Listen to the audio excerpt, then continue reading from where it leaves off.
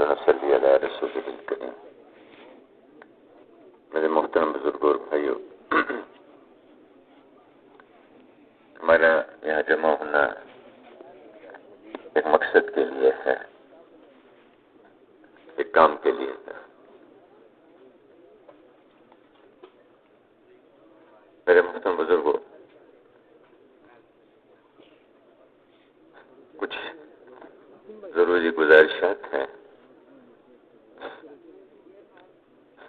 توجہ سے سنیں گے، طلب سے سنیں گے، انشاءاللہ فائدہ ہوگا۔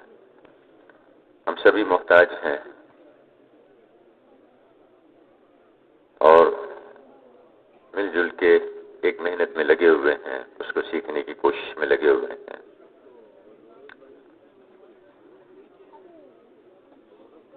میرے محترم بھائیوں، دنیا میں ایک فضا بنی ہوئی ہے مخلوق سے فائدہ اٹھانے کی،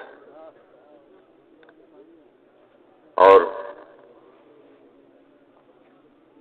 یہ جتنی مخلوق ہے یہ خود بخود نہیں وجود میں آئی، اس کو بنانے والے نے بنایا ہے۔ اور یہ سب مخلوق چھوٹی بڑی جتنی بھی بنی ہے یہ بدلتی رہتی ہے۔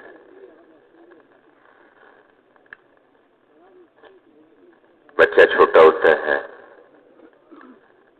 کروٹ نہیں لے سکتا، نہیں بات نہیں سمجھا سکتا، رونا ہنسنا پیشاب بہانا، بس بڑا ہوتا ہے، پھر لڑکپن، پھر جوانی، پھر ادھیڑ عمری، پھر بڑھاپا، پھر ذوف، پھر اس کے بعد قبر میں پہنچ جاتا ہے، بدلتا رہتا ہے حال۔ چھوٹا سا بیج ہے، اس سے کونپل نکلتی ہے، پھر وہ درخت بن جاتا ہے، پھر آہستہ آہستہ وہ دوبارہ مٹی میں شامل ہو جاتا ہے۔ موسم کبھی سردی ہے، کبھی گرمی ہے، کبھی دن ہے، کبھی رات ہے، کبھی آدمی کے اوپر اس کے خوشی کا حال ہے، کبھی غمی کا حال ہے، کبھی فقر ہے، کبھی تونگری ہے، کبھی صحت ہے، کبھی بیماری ہے۔ تو یہ جتنی مخلوق ہے یہ ایک حال پہ نہیں رہتی، بدلتی رہتی ہے۔ چونکہ مخلوق بدلتی رہتی ہے، اس لیے اس مخلوق سے فائدہ حاصل کرنے کے جو مراکز ہیں وہ بھی بدلتے رہتے ہیں۔ ایک زمانے میں دنیا میں یونان کی تہذیب بہت بڑی تہذیب شمار ہوتی تھی، پھر مصر کا نام دنیا میں چلتا تھا۔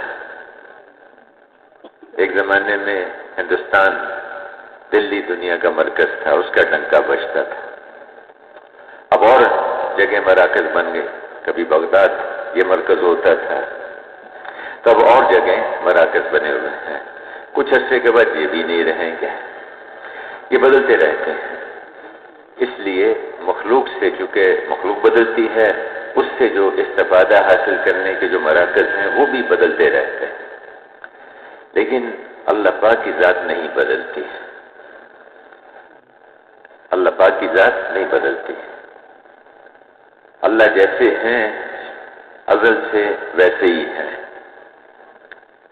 مخلوق کے اعتبار سے تو بعض کا ترقی شمار ہوتی ہے کہ یہ ریڑھی لگانے والے کا، اخبار فروش کا بیٹا تھا، اور کرتے کرتے کرتے ایک پارٹی میں اس کا ممبر بنا، اور اب یہ ملک کا وزیر اعظم بن گیا، ترقی کر لی اس نے۔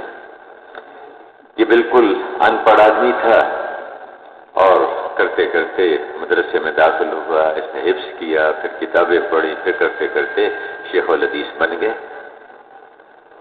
تو مخلوق کے اعتبار سے تو یہ ترقی شمار ہوتی ہے کہ وہ بہت آگے بڑھ گیا، لیکن اللہ پاک کے اعتبار سے اگر یوں کہا جائے کہ اللہ پاک کا علم آج بڑھ گیا، زیادہ ہو گیا، تو یہ بات اللہ کے اعتبار سے ٹھیک نہیں ہے۔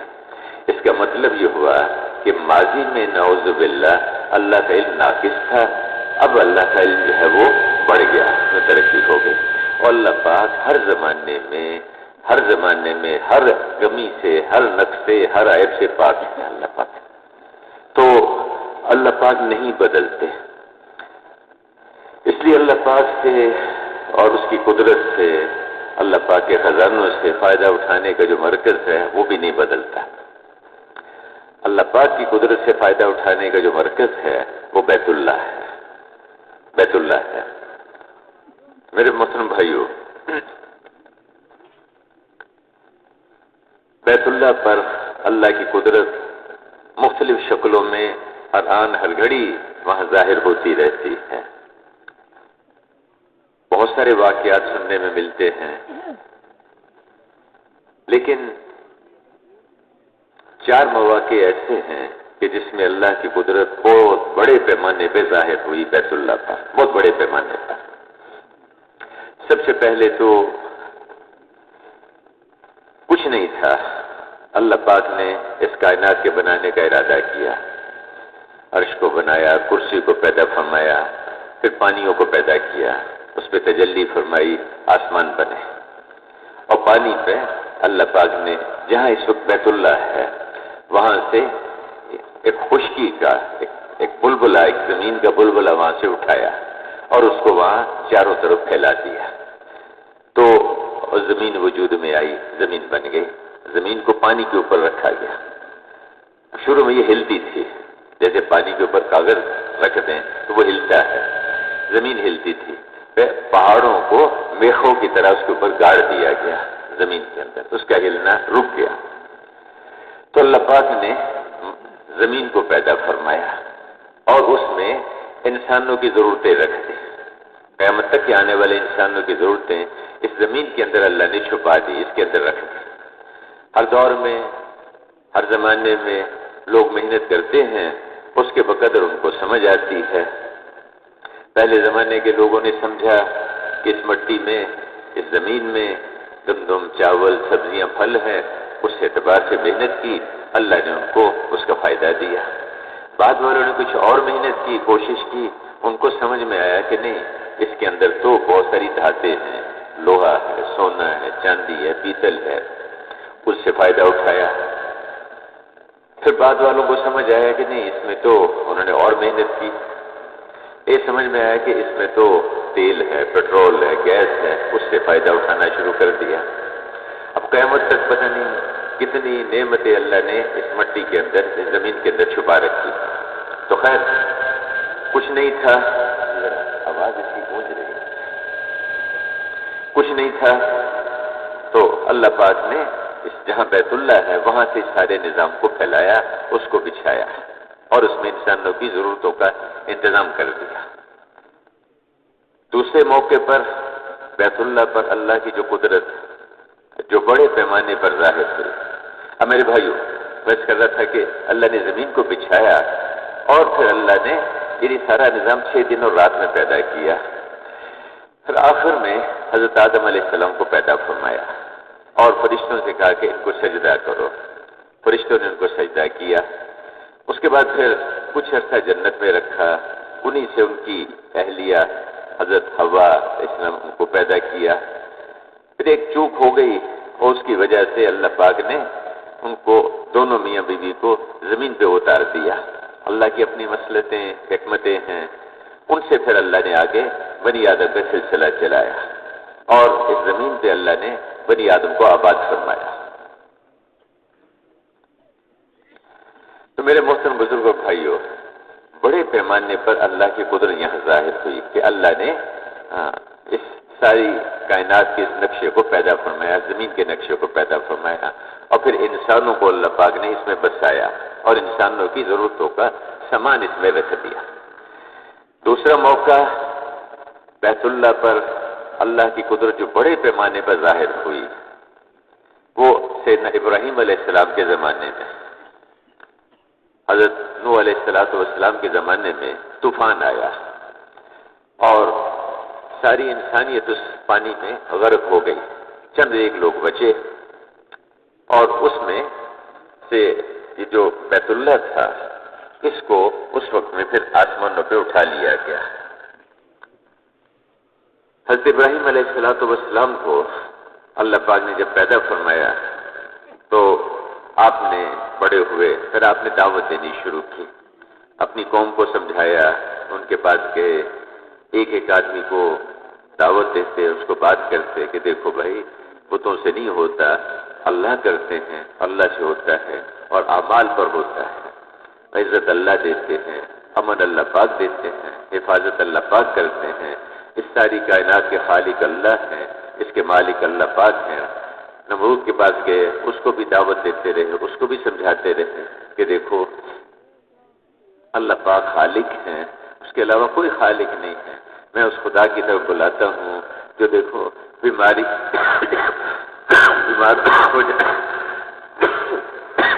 ہو جاتے ہیں تو تندرستی دیتا ہے، زندہ میں سے مردہ کو نکالتا ہے، مردہ میں سے زندہ کو نکالتا ہے، سورج کو مشرق سے طلوع کرتا ہے، مغرب میں اس کو غروب کرتا ہے۔ میں اس اللہ کی طرف تمہیں دعوت دیتا ہوں، اس کی مانو، اس کی اطاعت کرو، اس کی بندگی کرو، اس کے احکامات پہ چلو۔ خیر نہیں مانی، نہیں سمجھ میں آئی بات، پھر اللہ پاک نے نظام چلا، ان کو ہلاک کرنے کی کوشش کی، آگ میں جلانے کی کوشش کی، اللہ نے حفاظت فرمائی۔ اس کے بعد نمرود نے کہا کہ بھی آپ یہاں سے چلے، آپ وہاں سے نکل کے شام کی طرف منتقل ہو گئے۔ شام میں وہاں آپ کی اہلیہ محترمہ ہاجرہ، ان کے ساتھ اللہ کی شان ہے، اللہ نے بہت عرصے تک کوئی اولاد نہیں دی، کرتے کرتے مانا کہ اللہ پاک نے بیٹا دیا اور اسماعیل علیہ السلام۔ پھر ایک دن اللہ کی طرف سے حکم ملا کہ آپ اپنی اہلیہ کو اور اپنے بیٹے کو، ماں کی گود میں بچہ ہے، دونوں کو لے جائیں یہاں شام سے، اور ان کو ایسی جگہ چھوڑ کے آ جائیں وادٍ غیر ذی زرعٍ، جہاں کسی پتے کا، کسی ہریالی کا کوئی نام و نشان بھی نہیں، کوئی زراعت، کوئی کچھ نہیں ہے، وہاں چھوڑ کے آ جائیں۔ ابراہیم علیہ السلام نے کوئی سوال نہیں، کچھ نہیں آگے پوچھا کہ جی کیوں، یہ تو ہری بھری جگہ، باغات کا ملک، ہر قسم کی نعمتیں، ان کا کیا قصور ہے، وہاں کیوں چھوڑ کے آ جاؤں؟ لبیک اللہم لبیک، اے اللہ میں حاضر ہوں، جو آپ حکم دیں گے مجھے اس کو پورا کرنا ہے، میں آپ کا بندہ، میں آپ کا غلام، جو حکم دیا۔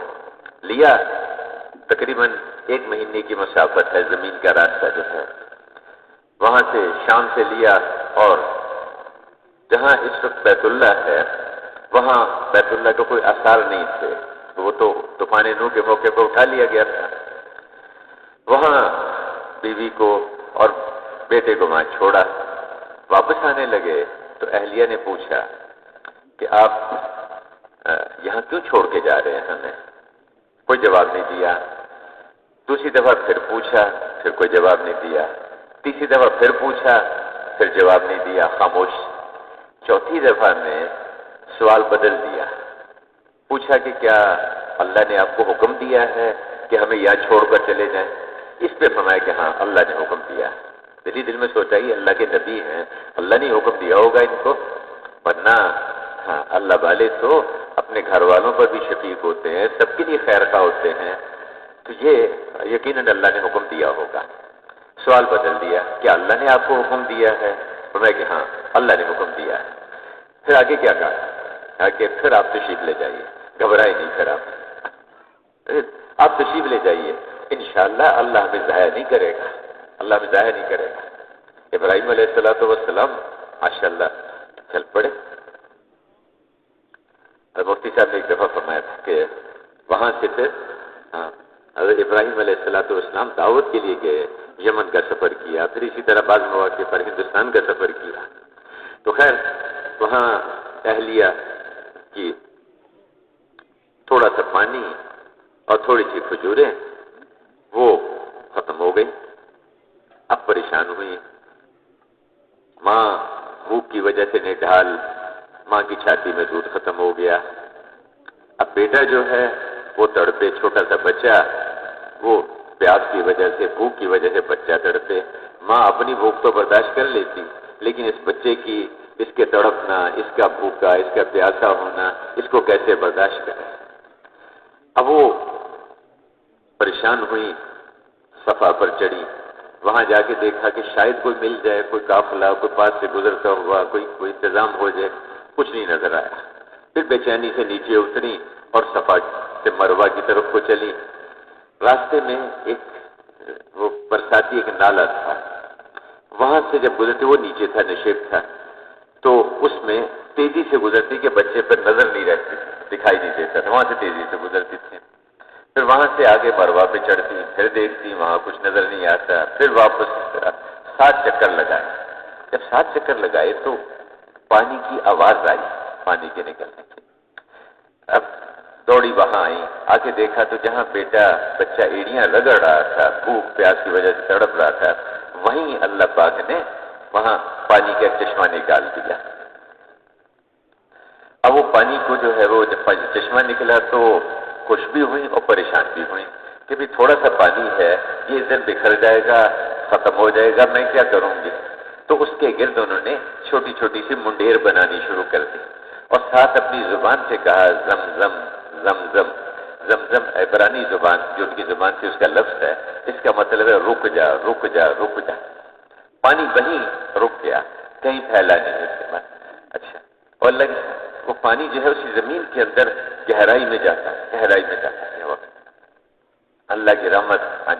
حضور نے فرمایا کہ اگر وہ اللہ کی بندی یہ 2 کام نہ کرتی، منڈیر نہ بناتی اور وہاں زمزم نہ کہتی ان کو، یہ پانی اللہ کی رحمت سے جوش سے نکلا تھا کہ وہاں سے ساری دنیا میں پہنچ جاتا، دریاؤں کی شکل میں، مختلف شکل میں وہ پہنچ جاتا۔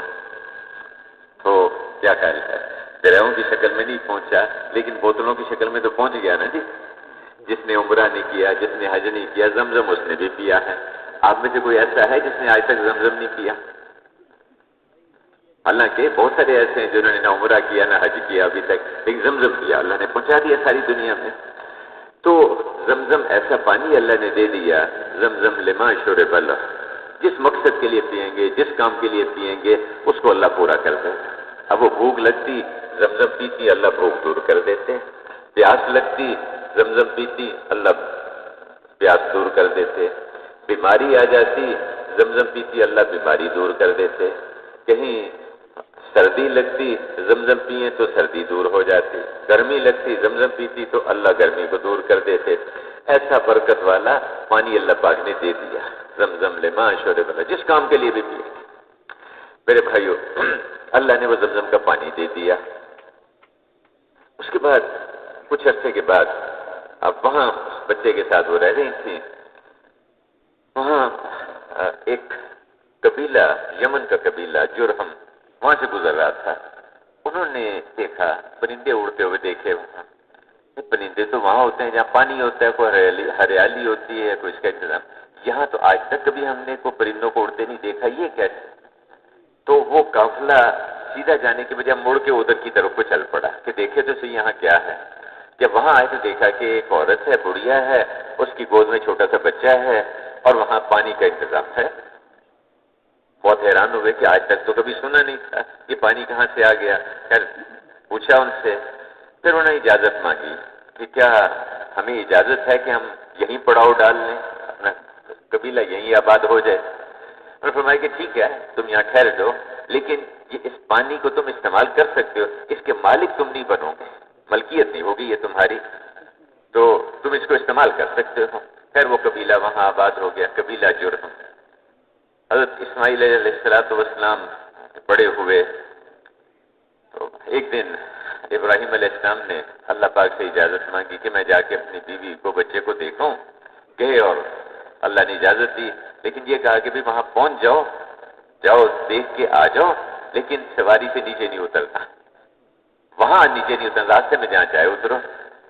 وہاں پہنچ گئے، جب پہنچے تو دیکھا کہ بیوی بھی ماشاءاللہ خیریت سے، بچہ بھی ہے۔ اب اہلیہ نے کہا کہ آپ نیچے تشریف لائیں، میں آپ کے لیے کچھ کھانا بناؤں، کچھ آپ کی خدمت کروں۔ تو میں کہ نیچے اترنے کی اجازت نہیں ہے۔ لبیک اللہم لبیک، پانی لے کے آئیں، کہا کہ آپ کے پاؤں تو دھو سکتی ہوں جس میں مٹی پڑے، کہاں اس کی اجازت ہے۔ اور اس کے بعد پھر وہیں سے واپس آ گئے۔ ماشاءاللہ ساتھی بہت سارے بیٹھے ہوئے ہیں، جماعت 7 مہینے کی جماعت گئی دوسرے ملک میں، 4 مہینے لگا کے ایک ساتھی واپس آیا، مسجد میں پہنچا، سفر سے آؤ تو سیدھے مسجد میں آؤ، یہ بھی سنت ہے، سنت ہے، سفر سے آدمی آئے تو مسجد میں آئے۔ اب مسجد میں ساتھی بیٹھے ہوئے تھے، انہوں نے کچھ کارگزاری سنی اور ساتھ ہی مکی مسجد والوں کی طرف سے پیغام آ گیا کہ بھئی یہ جماعت آسٹریلیا میں کام کر کے آئی، بہت اچھا کام کیا انہوں نے، اللہ ان کو جزائے خیر دے۔ بھائی ان سے یہ درخواست کریں کہ اگلا تقاضا فوری طور پر آیا ہے حضرات کی طرف سے، وہ کہہ رہے ہیں کہ بھئی اسی جماعت کو جو ہے اب آسٹریلیا کی بجائے اس کو جو ہے انڈونیشیا بھیج دو، اس جماعت کو، اسی جماعت کو یہیں سے بھیج دو، فوری تقاضا ہے۔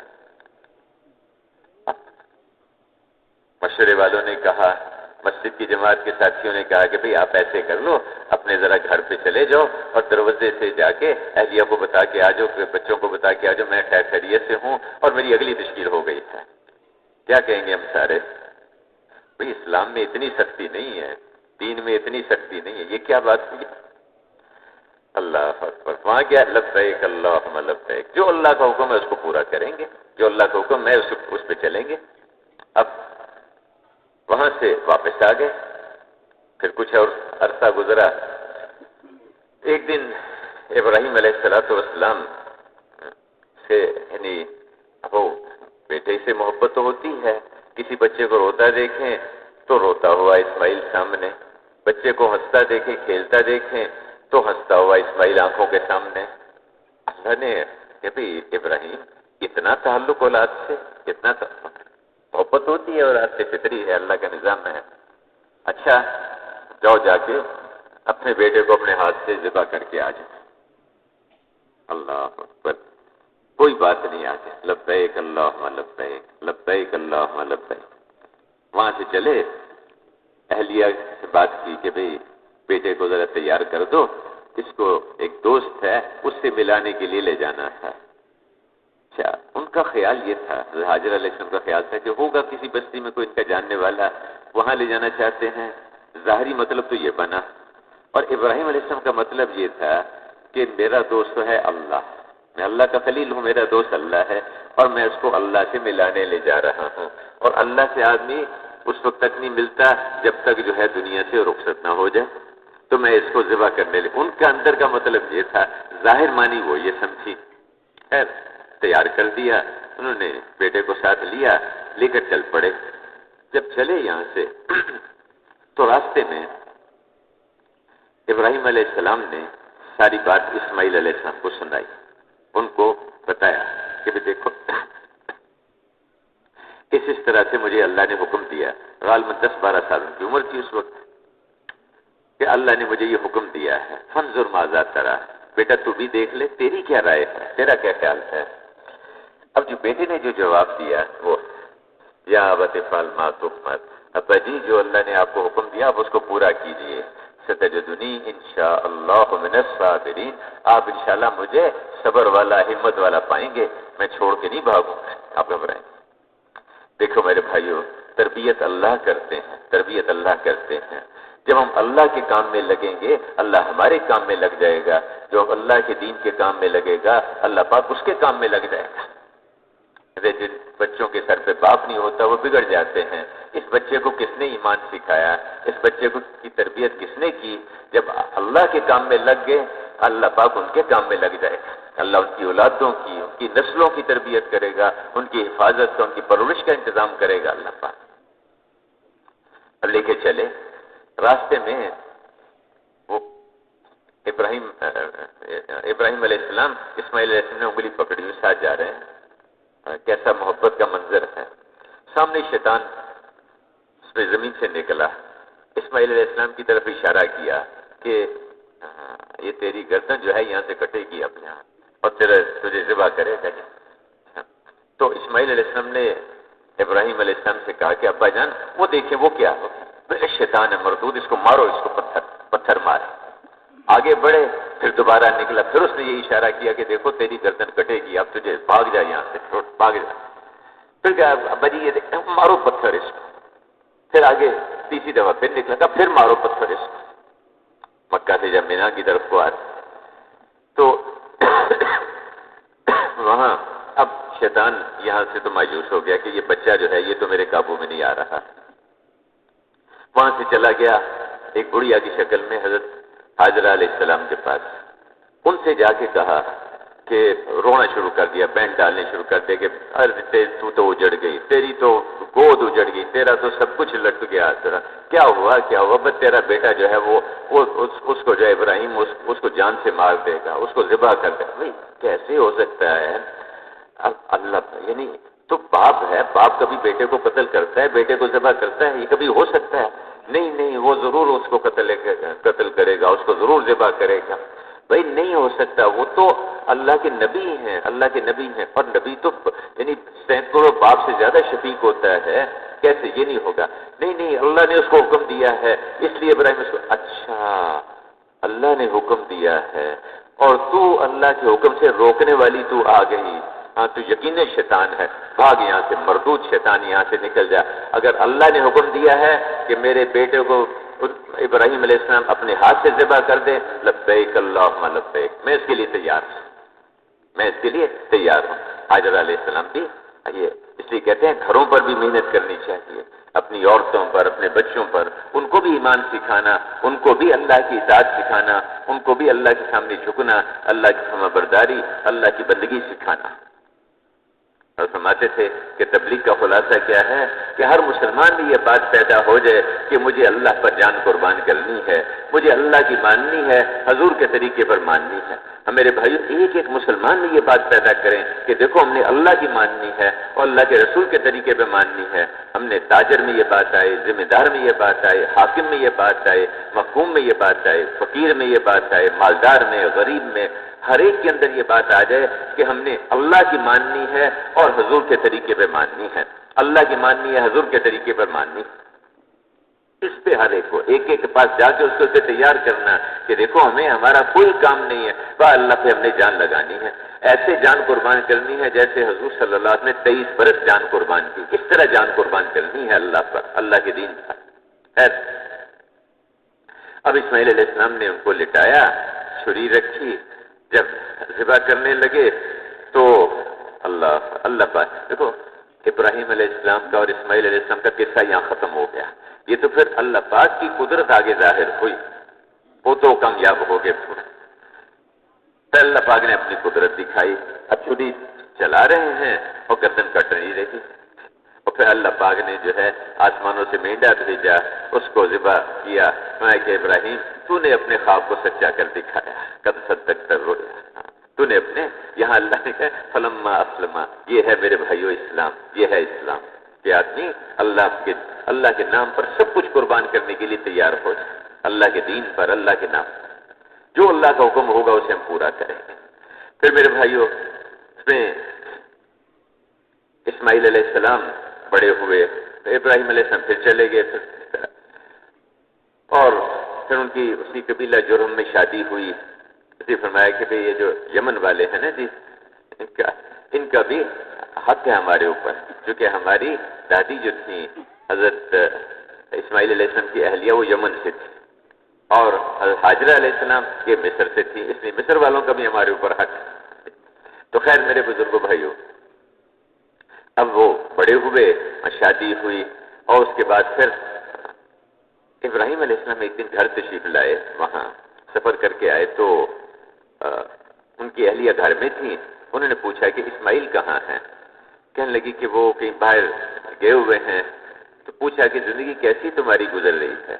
یہ نہیں بتایا کہ میں اس کا باپ ہوں، کہ بس کیا کریں، اس میں کچھ کھانے کو کچھ نہیں ہوتا، کبھی کوئی شکار کر کے لے آتے ہیں، کوئی مل جاتا ہے، ورنہ جو ہے نا کوئی ڈھنگ کا پینے کو نہیں، کوئی پہننے کو نہیں، کچھ بھی، بس ایسی غربت میں قسم پرسی میں زندگی گزر رہی ہے، کچھ بھی نہیں ہے ہمارے پاس۔ تو ابراہیم علیہ السلام نے سے کہا کہ جب وہ اسماعیل آئے نا شکار سے تو ان کو کہنا کہ فلاں شخص آیا تھا اور وہ یہ کہہ گیا ہے کہ اپنے گھر کی چوکھٹ بدل لو۔ بہت اچھے۔ جب اسماعیل علیہ السلام واپس آئے تو انہوں نے پوچھا کہ کوئی آیا تھا؟ کہا کہ ایسے ایک بڑے میاں آئے تھے اور وہ یہ کہہ گئے ہیں، کہا کہ اس کا مطلب یہ ہے، وہ مجھے کہہ کے گئے ہیں کہ اس عورت کو تم طلاق دے دو، اچھا تم آج سے فارغ ہو، ہے کہ ایسی ناشکری عورت اللہ والوں کے گھر میں وہ تو برداشت کرتے ہیں، صبر کرتے ہیں، میں کہ تمہارے لیے مناسب نہیں ہے۔ اس کے بعد پھر کچھ عرصے کے بعد دوبارہ آئے تو دوسری شادی ہوئی تھی. جب وہ گھر میں پوچھا اہلیت کہ جی اللہ کا شکر ہے، سب کچھ اللہ کا دیا ہوا ہے، اور اس میں جو اللہ کی جتنی نعمتیں ہیں سب موجود ہیں، اللہ کا فضل ہے. ہاں کبھی کبھی جو ہے شکار کا گوشت بھی مل جاتا ہے تو یہ زمزم پیتے ہیں، اس سے اللہ پاک ہر قسم کی ضرورتیں اللہ پوری کرتے ہیں. کہ ہاں بھی یہ چوکھٹ مضبوط ہے. تو ابراہیم علیہ السلام نے کہا کہ اس کو پیغام دے دینا. اس وقت بھی موجود نہیں تھے. تو ان کو پیغام دے دینا کہ بھئی یہ چوکھٹ تمہاری بہت اچھی ہے، اس کو محفوظ رکھنا، اس کو محفوظ رکھنا. تو خیر اسماعیل علیہ السلام بڑے ہوئے. پھر اللہ پاک نے حکم دیا کہ ابراہیم آپ اور اسماعیل دونوں مل کے بیت اللہ کی تعمیر کریں. بیت اللہ کی تعمیر فرشتے کو بھیجا. اس نے وہ جو بنیادیں جو گم ہو گئی تھیں وہ آ کے بتائیں. طوفان نوح میں جو گم ہو گئی تھی وہ بنیادیں جو ہے وہ دکھائیں. اس پہ ابراہیم علیہ السلام نے اور اسماعیل علیہ السلام نے وہاں تعمیر شروع کی بیت اللہ کی. اور آج بھی وہ حج پہ جاتے ہیں، بیت اللہ پہ طواف کرتے ہیں تو وہاں مقام ابراہیم، وہاں ابراہیم وہ پتھر جس پہ کھڑے ہو کر ابراہیم علیہ السلام علیہ السلام اس کی تعمیر کرتے تھے، وہ پتھر اونچا نیچے ہوتا تھا اور ساتھ ساتھ اوپر ہوتا تھا. اس پتھر پہ ان کے پیروں کے نشان آج بھی موجود ہیں ابراہیم علیہ السلام کے. تو میرے بھائیوں بیت اللہ کی تعمیر ہو گئی. جب تعمیر ہوئی تو اب اللہ پاک نے ابراہیم علیہ السلام نے اللہ پاک سے دعا مانگی اور کہ اللہ نے فرمایا کہ بھائی ساری دنیا کو بلاؤ کہ یہاں آ کے اس بیت اللہ کا حج کریں. یا اللہ میری آواز کہاں تک پہنچے گی؟ کہ آواز لگانا تمہارا کام، پہنچانا ہمارا کام. تم آواز لگاؤ. ابراہیم علیہ السلام نے آواز لگائی کہ سب اس گھر کی زیارت کے لیے آؤ. تو اللہ کی شان ہے، اللہ پاک نے اس آواز کو ساری دنیا میں پہنچا دیا. اگر آج کا انسان اس پہ فخر کر رہا ہے کہ جی میں یہاں بولتا ہوں ساری دنیا میں ایک ہی وقت میں آواز سنی جاتی ہے، تو یہ کون سی بڑی بات ہے؟ ابراہیم علیہ السلام نے آواز لگائی، اللہ نے ساری دنیا میں اس آواز کو پہنچا دیا. پھر صرف اتنا نہیں بلکہ عالم ارواح میں اس کو پہنچا دیا. جو روحیں ابھی تک دنیا میں آئی نہیں تھی، آئندہ آنا انہوں نے، جس روح نے اس آواز پہ لبیک کہا، جتنی دفعہ لبیک کہا اتنی دفعہ ان کو حج کی توفیق ملے گی، جتنی دفعہ لبیک کہا. پھر ابراہیم علیہ السلام نے دعا مانگی کہ اللہ آپ کو قربانی پسند ہے، ایک گھرانے نے قربانی کی، آپ سے درخواست ہے کہ آپ پوری امت ایسی پیدا کر دیں جو اسی طرح سے دین کے لیے قربانیاں کرنے والی ہو، اور اے اللہ ان کے اندر ایسے نبی پیدا فرما دیں جو ان کو دعوت بھی دیں، جو ان کا تزکیہ بھی کریں، جو ان کو علم بھی سکھائیں. اے اللہ ایسے نبی ان کے اندر پیدا فرما دیں، اے قربانیوں والی امت پیدا کر دے، اور پھر اللہ ان کے لیے پھلوں کا انتظام کر دے، ان کو امن عطا فرما دے. ابراہیم علیہ السلام نے وہاں دعائیں مانگی، اسماعیل علیہ السلام نے دعائیں مانگی. اور میرے بھائیوں اللہ پاک نے ان کی دعاؤں کی برکت سے اللہ نے حضور صلی اللہ علیہ وسلم کو اسماعیل علیہ السلام کی اولاد میں پہلے اسماعیل علیہ السلام کی اولاد میں اللہ نے حضور صلی اللہ علیہ وسلم کو پیدا فرمایا، اور پوری امت اللہ نے ایسی پیدا فرما دی جو کہ اسی طرح سے قربانیاں کرنے والی. اور میرے بھائیوں جس بیت اللہ پر ایک گھر کی پرورش کا، ایک گھرانے کی پرورش کا انتظام نہیں تھا، اللہ پاک نے اس گھرانے میں ہزاروں نہیں، لاکھوں نہیں، کروڑوں اربوں کی پرورش کا انتظام کر دیا ہے کہ نہیں. وہاں پر آج جو پھل دنیا میں کہیں نہیں ملے گا بیت اللہ پہ ملے گا، وہاں مکہ مکرمہ میں ملے گا. تو اللہ پاک نے ہزاروں لاکھوں کروڑوں کی پرورش کا انتظام اللہ نے اسی بیت اللہ پر کر دیا. میرے بھائیوں تو بڑے پیمانے پر اللہ کی قدرت وہاں بیت اللہ پر دوسرے موقع پر حضرت ابراہیم علیہ السلام کے زمانے میں ظاہر.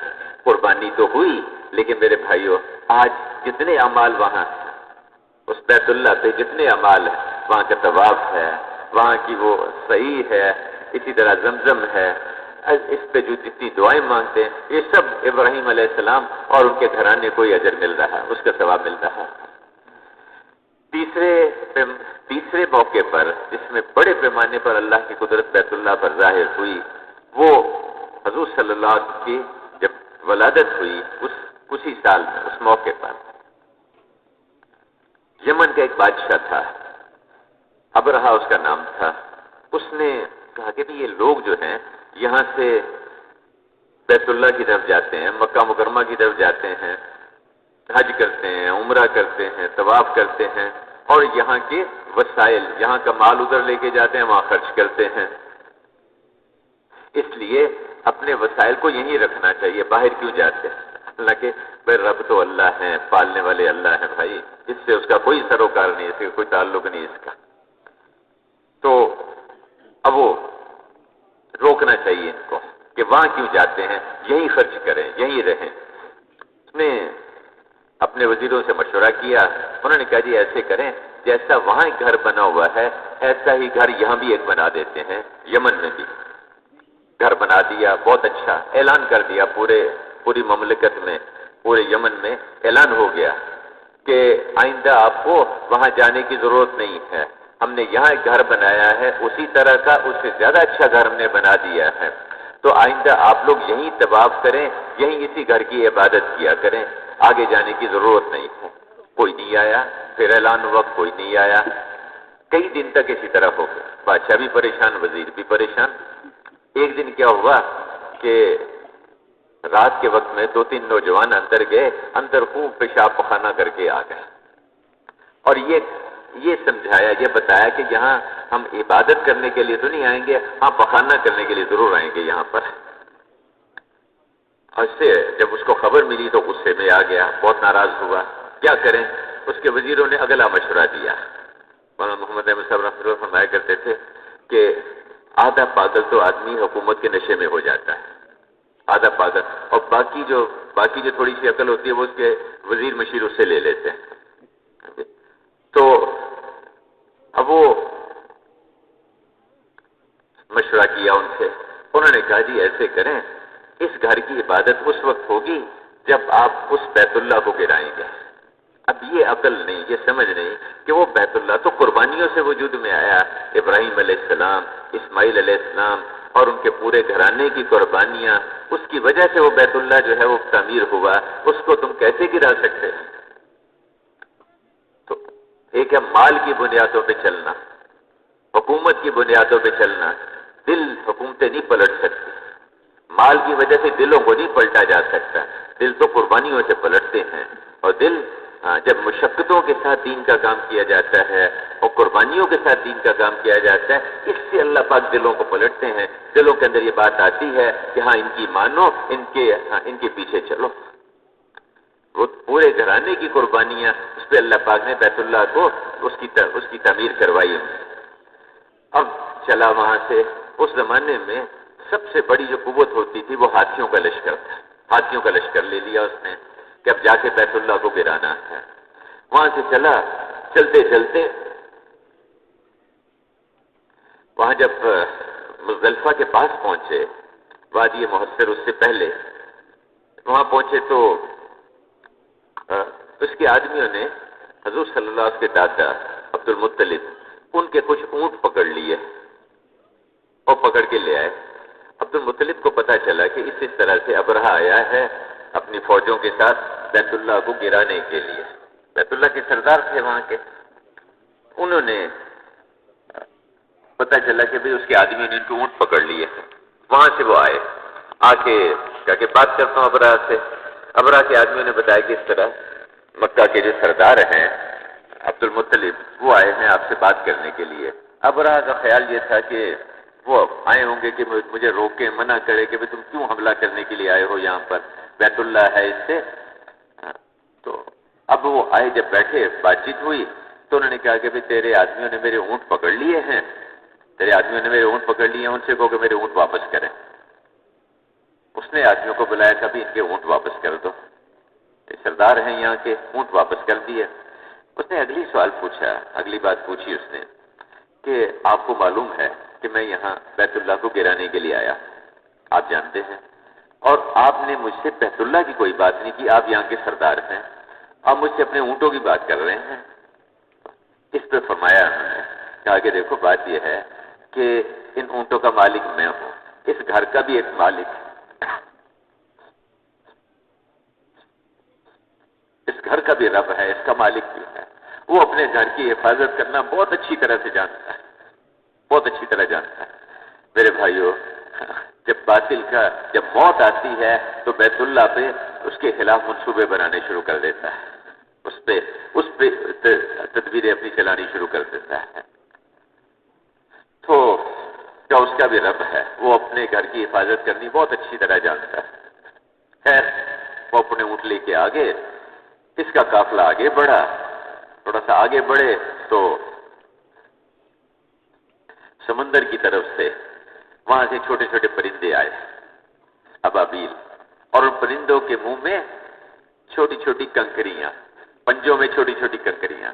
ہاتھیوں کا لشکر، اللہ نے اس کو ختم کرنے کے لیے کوئی مقابلے پہ ہاتھی نہیں بھیجے، کوئی اللہ پاک نے کوئی مقابلے پر کوئی جانور نہیں بھیجے، کوئی کتے، کوئی بھیڑیے نہیں بھیجے، چھوٹے چھوٹے پرندے. اچھا پرندوں کو بھی یہ نہیں کہا کہ ان کی آنکھوں میں پنجے ہی مار دو، یہ بھی نہیں کیا، بلکہ پرندوں کے منہ میں چھوٹے چھوٹے سے کنکر، اور وہ پرندے اوپر آئے اور ایک کنکر اوپر سے گراتے، جو فوجی جو سپاہی اس کے سر پہ گرتا، اس کی لوہے کی ٹوپی کو کاٹتا، پھر اس کی کھوپڑی کو کاٹتا، اس کے جسم کو کاٹتا، وہاں سے گزر کے ہاتھی کے جسم میں داخل ہوتا، ہاتھی کو کاٹتا اور زمین پہ جا کے دھس جاتا ہے. اور تھوڑی دیر میں وہ سارا ہاتھیوں والا لشکر، الم تر کیف فعل ربک باصحاب الفیل، تم نے نہیں دیکھا کہ تمہارے رب نے اس ہاتھیوں والے لشکر کے ساتھ کیا کیا؟ ایسے کر دیا کہ جیسے جانور گھاس کو چر کے چپا کے تھوک دیتا ہے، ایسے کر دیا اس کو. میرے بھائیو، اللہ کی قدرت آج بھی اسی طرح سے موجود ہے. تو اللہ پاک نے اس ہاتھیوں والے لشکر کا صفایا کر دیا. اور میرے بھائیو، تیسرے موقع پر اللہ کی قدرت یہ ابرہہ کے واقعے میں ظاہر، بڑے پیمانے پر ظاہر ہے، بڑے پیمانے پر، کہ جو بیت اللہ کے اس کے خلاف وہ منصوبے بنائے گا، اللہ پاک اس کے ساتھ اس طرح سے انتظام کرے گا. میرے بھائیو اور بزرگوں، چوتھا موقع، اس موقع پر اللہ کی قدرت بڑے پیمانے پر ظاہر ہوئی بیت اللہ پر، کہ وہاں اللہ پاک نے حضور صلی اللہ علیہ وسلم کو پیدا فرمایا، اسی مکہ مکرمہ میں، اسی بیت اللہ. اب تو وہ گھر جو ہے وہ بیت اللہ کے اس کے بیچ میں آ گیا ہوا ہے جہاں حضور صلی اللہ علیہ وسلم کی ولادت ہوئی. تو آپ جب پیدا ہوئے تو یتیم، والد کا آپ کی پیدائش سے پہلے انتقال ہو گیا. 6 سال کی عمر ہوئی تو والدہ آمنہ رضی اللہ عنہا ان کا بھی انتقال ہو گیا. 8 سال کی عمر ہوئی تو دادا جو بڑی محبت کرتے تھے، یعنی چونکہ سردار تھے، ان کے لیے ایک قالین بچھا ہوتا تھا بیت اللہ کے ساتھ، اس سے سہارا لگا کے بیت اللہ کی دیوار کے ساتھ وہاں بیٹھا کرتے تھے. کسی کو اس قالین پہ بیٹھنے کی اجازت نہیں تھی سوائے حضور صلی اللہ علیہ وسلم کے، کہ یہ میرا بیٹا جو ہے بھائی اس کو کوئی نہیں روکے گا، وہ وہاں بیٹھا کرتے تھے. تو آپ صلی اللہ علیہ وسلم کے دادا وہ بہت شفقت اور محبت سے پرورش کرتے تھے. 8 سال کے ہوئے تو دادا کو بھی اللہ نے لے لیا، وہ بھی انتقال کر گئے. اب یتیم بچہ، نہ باپ نہ ماں نہ دادا.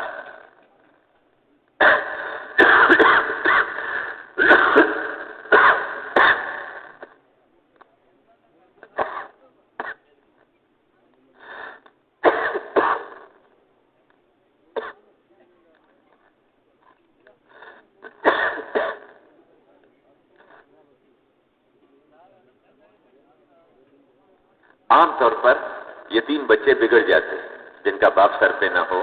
اللہ پاک نے ابراہیم علیہ السلام کے بچے کی بھی تربیت فرمائی، اور حضور صلی اللہ علیہ وسلم کو اللہ پاک نے کیسی تربیت فرمائی.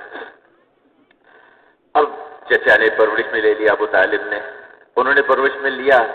گھرانہ عیالدار تھا، غریب تھے، تو اس کا کچھ اتنا کافی نہیں ہوتا تھا گھر میں. تو حضور صلی اللہ علیہ وسلم نے اس عمر میں 8-10 سال کی، 10-12 سال کی عمر میں ماتے کہ تھوڑی سی اجرت کے لیے میں بکریاں چرایا کرتا تھا، بکریاں چراتا تھا تاکہ کچھ گھر کا گزارا ہو جائے. اب میرے بھائیو، جب آپ صلی اللہ علیہ وسلم بڑے ہوئے، آپ نے 40 سال ان کے بیچ میں گزارے، اور زندگی ایسی گزاری آپ نے، آپ کے اخلاق ایسے شاندار، یعنی آپ امین ہیں، صادق ہیں، ساری قوم اپنے مسائل آپ کے پاس لے کر آتی ہے. بیت اللہ کی دوبارہ جب تعمیر کرنے لگے تو اس میں تھوڑا سا جھگڑا ہو گیا، اور ہر قبیلہ کہے کہ وہ جو حجر اسود ہے ہم لگائیں گے، دوسرا قبیلہ کہے ہم لگائیں گے، تیسرا کہے کیا کہ اتنے میں جو صبح جو سب سے پہلے بیت اللہ پہ آئے گا اس سے فیصلہ کروائیں گے۔ اگلے دن صبح حضور صلی اللہ علیہ وسلم آ رہے تھے، دیکھا کہ وہ محمد آ گئے، یہ صادق ہے، امین ہے، یہ سب سے اچھا فیصلہ کریں گے۔ ایسے معروف تھے، ہر جھگڑے میں آخر میں ان سے پوچھ لیتے تھے، اور دشمن بھی کہتے کہ بھی یہ سچے ہیں، امانت دار ہیں۔ آپ صلی اللہ علیہ وسلم نے وہ سارے قبائل کو، جتنے قبیلے تھے ان کے کہا کہ بھی تم ایسے کرو، تمہارا ایک آدمی آ جائے، ہر قبیلے کا سردار آگے آ جائے، ایک چادر کے اوپر اس حجر اسود کو رکھ دیا، کہا کہ سب اٹھا کے لے چلو وہاں پر۔ سب نے اٹھا کے لے آئے وہاں پر، اور آپ نے پھر اپنے ہاتھوں سے اس کو وہاں پر لگا دیا۔ کا ایسا شاندار فیصلہ کہ سب کو اس میں مطمئن کر دیا، سب کو ایسے۔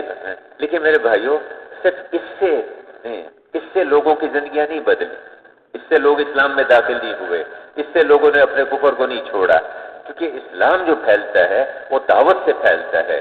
اسلام جو ہے وہ دعوت سے زندگیاں بدلتی ہیں، دعوت کے ساتھ یہ ساری چیزیں ہوں گی، نماز بھی ہے، ذکر بھی ہے، اخلاق بھی ہیں، یہ سب چیزیں دعوت کے ساتھ ہے۔ دعوت زندگیوں کو بدلتی ہے، دعوت زندگیوں کو پلٹتی ہے۔ صرف اخلاق سے اسلام نہیں پھیلتا، اخلاق معاون ہوتے ہیں، لیکن جو زندگیاں جو بدلیں گی وہ دعوت سے بدلیں گی۔ ہمارے یہ بستی میں مسجد میں 20 آدمی ہیں 3 چلے لگائے ہوئے، 40 آدمی 3 چلے لگائے ہوئے، اگر یہ روزانہ دعوت دیں، روزانہ گشت کریں، روزانہ ملاقاتیں کریں، کئی 100 آپ کے یہاں تو کراچی میں 300 آدمی ایک مسجد میں موجود ہیں، اگر یہ روزانہ دعوت دیں، روزانہ گشتیں اور ملاقاتیں کریں، دنوں میں اللہ پاک پوری فضا کو بدل دے۔ دعوت سے زندگیاں بدلتی ہیں، دعوت سے لوگ پلٹتے ہیں۔ تو خیر 40 سال آپ نے بیچ میں گزارے، اور لوگوں کو اعتماد بھی، اور ایسے امین ہیں، صادق ہیں، سچے ہیں۔ اس کے بعد ایک پریشانی رہتی تھی آپ پر کہ یہ کیا حالات چل رہے ہیں، بچوں کو زندہ دفن کر دیتے ہیں، بچیوں کو، اور آپس میں لڑائی شروع ہوتی ہے، کئی سال تک لڑائی چلتی رہتی ہے۔ سب کو دیکھ کے پریشان ہوتے ہیں، جتنے بھی سلیم الفطرت لوگ ہوتے ہیں حالات کو دیکھ کے پریشان ہوتے ہیں کہ یہ کیا ہو رہا ہے۔ آپ وہاں غار حرا میں تشریف لے جایا کرتے، اور وہاں کئی ہفتے تک وہاں اللہ کی عبادت میں مشغول رہتے، بیت اللہ کو دیکھتے رہتے دور سے، اور کھانا بھی ساتھ لے جاتے۔ خدیجہ رضی اللہ عنہا آپ کے نکاح میں تھی،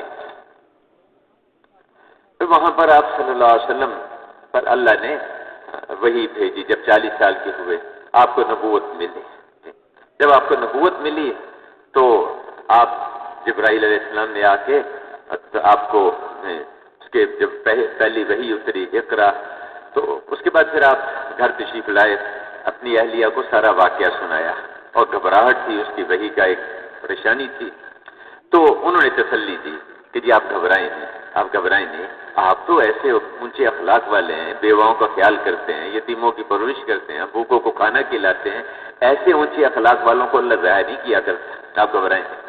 اور ان کو ساتھ لے کے اپنے چچا زاد بھائی ورقہ بن نوفل کے پاس چلی گئی۔ انہوں نے ساری بات سنی، ان کا یہ تو وہی فرشتہ ہے جو عیسیٰ علیہ السلام کے پاس آیا کرتا تھا، اور یہ میرا اندازہ یہ ہے کہ یہ وہی نبی ہے جن کی خوشخبری، جن کی خبریں ہمیں پرانی کتابوں میں ملی، وہ پرانی کتابوں کے عالم تھے۔ اب وہاں تھوڑی سی جو بات ہوئی، خدیجہ رضی اللہ عنہا نے، اور دوسرے آدمی جو ایمان لائے ہیں وہ ورقہ بن نوفل ہیں، فوراً ایمان لے آئے۔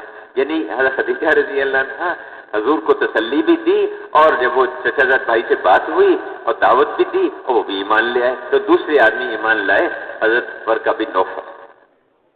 پھر آپ صلی اللہ علیہ وسلم کو اللہ پاک نے ذمہ داری دی، پوری دنیا میں اللہ کے کلمے کو پھیلانا ہے، پورے عالم میں اللہ کے کلمے کو پھیلانا ہے، اور ساری دنیا کے انسانوں کو اللہ کے سامنے جھکانا۔ صرف یہ نہیں اس زمانے کے، صرف عرب نہیں، قریش نہیں، صرف، بلکہ ساری دنیا کے انسان اور قیامت تک کے آنے والے انسان، سب کو اللہ کی اطاعت پہ، اللہ کی بندگی پہ لانا، اللہ کے احکامات پہ چلنے والا بنانا، اللہ کی مرضی پہ زندگی گزارنے والا بنانا، اس کی محنت، اس کی ذمہ داری حضور پہ ڈال دی گئی۔ اب کوئی اسباب بھئی ایک آدمی کو کوئی ذمہ داری ڈالی جاتی ہے، کوئی فوج، کوئی ہتھیار، کوئی مال، کوئی عملہ دیا جاتا ہے، کچھ نہیں ہے ساتھ، دو کام دے دیے، اٹھیے، کھڑے ہو جائیے، لوگوں کو ڈرائیے اور اپنے رب کی بڑائی بیان کیجیے، لوگوں کو دعوت دیجیے۔ اے ہمارے حبیب، ہم نے آپ کو ساری دنیا کے انسانوں کے لیے آپ کو اپنا رسول بنا کر بھیجا ہے، اور دوسرا کام کیا دیا؟ اٹھیے راتوں کو، آدھی رات، کچھ کم کچھ زیادہ، اور اللہ سے مانگیے، دعوت اور دعا، دعوت اور دعا، دعوت اور دعا۔ اللہ پاک نے دو کام دیے۔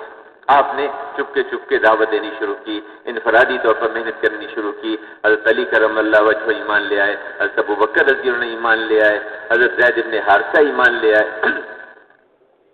کرتے کرتے انفرادی طور پر دعوت چلتی رہی، اور جو ایمان لاتا وہ دعوت دینے میں لگ جاتا ہے، جو ایمان لاتا وہ دعوت دینے میں لگ جاتا ہے، جو ایمان لاتا وہ اللہ کی طرف بلانے میں لگ جاتا ہے، انفرادی طور پر۔ 3 سال تک چپ کے بات چلتی رہی۔ پھر اللہ پاک کی طرف سے حکم ملا کہ آپ اب قریبی رشتہ داروں کو ڈرائیے۔ آپ صفا پہاڑی پر چڑھے، بلایا قبیلے والوں کو، بلایا، ان میں بات کی، ان کو دعوت دی، اور سب سے پہلے انکار کیا جس نے، وہ آپ کا سگا چچا ابو لہب، اس نے انکار کیا۔ پہلا پتھر اس نے مارا، پہلی گالی اس نے دی، اور پہلا دھکا اس نے دیا۔ اس کے لیے ہمیں بلایا تھا، اس کے لیے ہمیں آپ نے خیر دعوت اعلان کیا۔ 7 آدمی ہیں جنہوں نے پہلے اعلان کیا ہے دعوت نے، پہلے چپ کے دعوت، جس میں حضور صلی اللہ علیہ وسلم اور ابو بکر رضی اللہ عنہ، حضرت بلال رضی اللہ عنہ، خباب رضی اللہ عنہ، حضرت عمار ابن یاسر رضی اللہ عنہ، حضرت صہیب رضی اللہ عنہ، اور حضرت سمیہ رضی اللہ عنہ۔ یہ 7 آدمی، اور جب دعوت دینی شروع کی علی اعلان، حضور صلی اللہ علیہ وسلم اور ابو بکر رضی اللہ عنہ، یہ تو بڑے تھے، ان پر ہاتھ ڈالنا آسان نہیں تھا، اگرچہ بعد میں ان پر بھی ہاتھ ڈالے۔ آپ صلی اللہ علیہ وسلم کبھی اونٹ کی اوجڑی لا کے ڈال دی، کبھی گلے میں رسی ڈال کے کھینچ رہے ہیں، کبھی جو ہے علی کرم اللہ وجہ سے کسی نے پوچھا کہ بہادر کون ہے، انہوں نے کہ بہادر کون ہے، کہ جی آپ سب سے زیادہ بہادر ہیں، کہا نہیں، مجھے وہ زمانہ یاد ہے، حضور صلی اللہ علیہ وسلم بیت اللہ میں تھے، اور اتنے میں لوگ ان پر پل پڑے، کوئی ادھر سے مار رہا، کوئی ادھر سے مار رہا، کسی کی ہمت نہیں تھی کہ آگے بڑھ کے آپ کو بچا سکے۔ اتنے میں دور سے ابو بکر آتے ہوئے نظر آئے، کسی نے چلا کے کہا وہ تیرے ساتھی کو جان سے مار دینے لگے، دوڑے آئے اور آگے بیچ میں گھس گئے، کوئی ادھر گرایا، کوئی ادھر دھکا دیا کہ کیوں مار رہے ہو اس کو، کیوں تم اس کو اس لیے قتل کرنا چاہتے ہو، اس کا جرم یہ ہے، یہ کہتا ہے میرا رب اللہ ہے، میرا رب اللہ ہے، اس لیے اس کو مارنا چاہتے ہو، اور بڑی مشکل سے بیچ میں سے بچا کے جو ہے نکال کے لے کے گیا۔ دعوت جب چلے گی تو میرے بھائیوں مسائل تو آئیں گے، مجاہدے ہوں گے اس میں، لیکن جب دعوت دے گا آدمی تو پھر اللہ پاک اس کا نتیجہ بھی نکالے گا۔ دعوت دلوں کو پلٹتی ہے، دعوت دلوں کو چیرتی ہے۔ آپ نے تو قربانیاں، مجاہدے، یہ دونوں حضرات، ان پر تو اب باقی جو 5 تھے یہ غریب مسکین۔ ایک دفعہ حضرت عمر رضی اللہ نے کہا خباب رضی اللہ عنہ سے، اور بھی لوگ بیٹھے تھے، کہا کہ خباب ادھر آؤ، آپ میرے ساتھ آگے بیٹھ جاؤ۔ پاس بیٹھ گئے اور یوں کہا کہ آپ کے علاوہ کوئی یہاں بیٹھنے کا مستحق نہیں ہے اس جگہ میرے ساتھ بیٹھ، سوائے بلال کے۔ خباب سمجھ گئے، کہنے لگے نہیں بلال بھی اس کے مستحق نہیں ہے۔ میں نے کہا کیسے؟ کہا میری کمر سے کپڑا ہٹا کے دیکھیں۔ جب کپڑا ہٹا کے دیکھا تو پیچھے گڑے پڑے ہوئے تھے۔ خباب یہ کیا ہے؟ کہنے لگے کہ ایسی کمر تو کسی کی نہیں دیکھی۔ کہنے لگے کہ میں نے جب دعوت دینی شروع کی، لوگوں کو اللہ کی طرف بلانا شروع کیا، اسلام قبول کیا میں نے، وہاں تو یہ بنیاد تھی کہ جو اسلام قبول کرے گا وہ دائی بنے گا، جو اسلام قبول کرے گا وہ دعوت میں لگے گا، جو اسلام قبول کرے گا وہ اللہ کی طرف بلائے گا۔ یہ اس کی خصوصیت تھی مسلمان کی۔ آج وہ سمجھ میں نہیں آتا، مسلمان ہو دائی ہو، تیری تبلیغی جماعت، بھائی تبلیغی جماعت کوئی چیز نہیں ہے، تبلیغی جماعت کوئی جماعت نہیں ہے، کوئی تبلیغ کوئی نہیں۔ ہر مسلمان تبلیغ والا، ہر مسلمان کی ذمہ دعوت کا کام ہے، ہر مسلمان کی ذمہ داری ہے لوگوں کو اللہ کی طرف بلانا، ادعو الی سبیل ربک بالحکمہ، اللہ کے راستے کی طرف، اللہ کی طرف دعوت دینا حکمت کے ساتھ، ہر مسلمان کی ذمہ داری ہے۔ حضور کی نیابت میں ہر مسلمان اس کا ذمہ دار ہے۔ اب وہ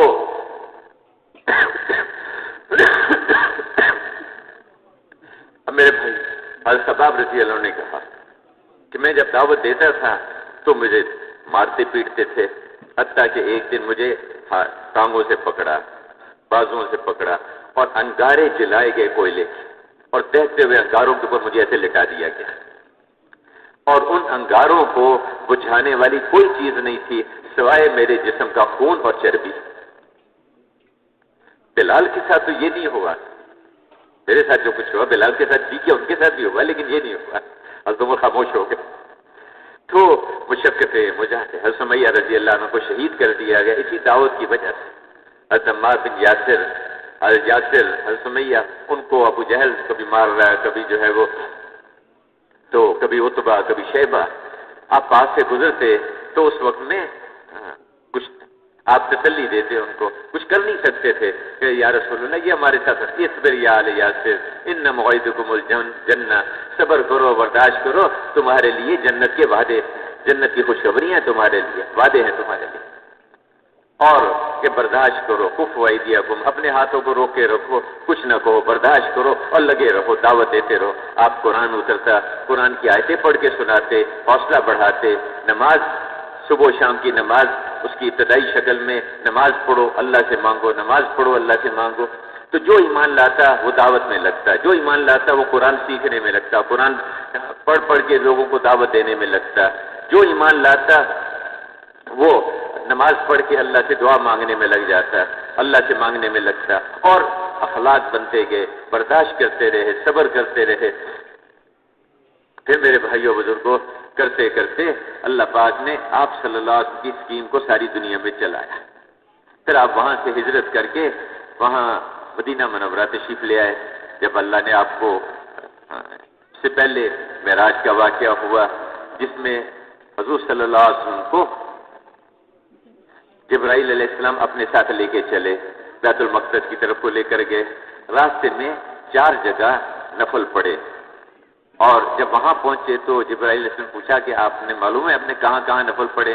کہا نہیں بتائیے۔ یعنی پہلی جگہ وہ یثرب ہے جو آپ کی آئندہ ہجرت کی جگہ ہوگی، وہاں آپ نے پڑھے۔ پھر وہاں سے جب آپ آگے چلے تو آپ نے وہاں 2 رکعت پڑھی جو حضرت شعیب علیہ السلام کی بستی تھی، وہاں 2 رکعت پڑھی۔ پھر آگے آپ نے وہاں 2 رکعت پڑھی جہاں موسیٰ علیہ السلام سے اللہ پاک نے کلام کیا تھا، شجر موسیٰ، وہاں آپ نے 2 رکعت پڑھی۔ اور چوتھی جگہ بیت اللہ جو عیسیٰ علیہ السلام جہاں ان کی ولادت ہوئی تھی، وہاں آپ نے 2 رکعت پڑھی۔ پھر بیت اللہ پہ آپ تشریف لے آئے، بیت المقدس پہ تشریف لائے، وہاں انبیاء کرام صفوں میں کھڑے ہیں سب، اور مصلی کی امام کی جگہ خالی ہے۔ اب سب انبیاء علیہ السلام انتظار میں ہیں کہ امامت کون کرائے گا۔ میرے بھائیوں، یہ جو ہمارے علماء کرام ہیں نا جی، ہم ان کی قدر کریں، ان کو وہ نسبت حاصل ہے۔ دیکھو اللہ پاک نے ان کو بہت اونچا کیا ہے، جن کو اللہ نے مقام دیا ہم بھی ان کو مقام دیں، ہم بھی ان کو آگے رکھیں۔ نماز کا وقت آتا ہے، دن میں 5 دفعہ اللہ پاک ہمیں ایک بات سمجھاتے ہیں، 5 دفعہ دن میں کہ جی وہ اجی ڈاکٹر صاحب آپ ذرا پیچھے ہو جائیں، برگیڈیئر صاحب آپ بھی ذرا پیچھے ہو جائیں، اجی مالدار صاحب، تاجر صاحب آپ بھی ذرا مولانا آپ آگے تشریف لائیے، آپ نماز پڑھا دیجیے۔ کیوں نہیں، دن میں 5 دفعہ اللہ پاک بتاتے ہیں کہ نہیں؟ ہاں، تو ہم ان کی قدر کریں۔ خیر یہ تو ایسے بیچ میں بات آ گئی۔ تو جبرائیل علیہ السلام نے حضور صلی اللہ علیہ وسلم کا بازو پکڑا، ان کو آگے مصلی پہ کھڑا کر دیا۔ اس لیے کہتے ہیں امام الانبیاء، امام الانبیاء، سارے نبیوں کے امام ہیں۔ آپ صلی اللہ علیہ وسلم آپ نے نماز پڑھائی، اس کے بعد پھر آپ معراج پہ آسمانوں پہ تشریف لے گئے۔ جب وہاں پہنچے تو اللہ پاک نے پوچھا کہ آپ ہمارے لیے کیا لے کر آئے ہیں؟ کہا کہ یا اللہ التحیات للہ والصلوات والطیبات، کہ اللہ جتنی عبادتیں مالی بدنی قولی وہ سبھی آپ کے لیے، ہم کیا لا سکتے ہیں آپ کے لیے؟ میں السلام علیکہ ایھا النبی ورحمۃ اللہ وبرکاتہ، اے ہمارے حبیب آپ پر سلامتی ہو، برکتیں ہوں، رحمتیں ہوں اللہ کی طرف سے۔ اور فوراً کیا فرمایا کہ السلام علینا وعلی عباد اللہ الصالحین، اے اللہ صرف میرے اوپر نہیں، میرے اوپر بھی اللہ، میرے اوپر بھی، اور جتنی انسانیت، جتنے نیک لوگ ہیں، جتنے اے اللہ جتنے نیک، ان سب کے اوپر آپ کی رحمت۔ اللہ کی شان ہے، اللہ کے حبیب ہمیں وہاں جا کر نہیں بھولے، اور ہم یہاں اپنے کھیتوں میں، اپنی دکانوں میں، اپنے گھروں میں ہم اللہ کے رسول کو بھول گئے۔ اللہ کے حبیب یعنی ویسے سمجھانے کے لیے دکاندار کے پاس آئے، کہتے بھائی مجھے یہاں جگہ دے دو۔ یا رسول اللہ مسجد میں تو آ کے آپ کو دیکھ لیں گے، اس دکان میں آپ کے لیے گنجائش نہیں میری۔ وجہ یہ ہے کہ جب آپ اگر یہاں آ گئے تو مجھے سچ بولنا پڑے گا، میں ملاوٹ نہیں کر سکوں گا، میں کسی کو دھوکہ نہیں دے سکوں گا، میں کم نہیں توڑ سکوں گا، اس لیے آپ یہاں سے تو تشریف لے جائیے۔ اللہ کے رسول کھیت والے کے پاس جاتے ہیں، اس سے کہتے اجی یا رسول اللہ آپ مسجد میں پہنچ جائے، میں وہاں آپ کے پاس آ جاؤں گا۔ اگر آپ میرے کھیت میں آ گئے تو میں تو سودی نظام پر میں بیج نہیں لے سکوں گا، میں جو ہے سودی قرضے پر میں کھادے نہیں لے سکوں گا، میں تو عشر بھی مجھے روکنا ہے، مجھے تو عشر دینا پڑے گا۔ اگر آپ آ گئے آپ یہاں سے بھی تشریف لے جائیے، آپ یہاں سے بھی تشریف لے جائیے۔ اچھا مجھے اپنے گھر میں ہی جگہ دے دو۔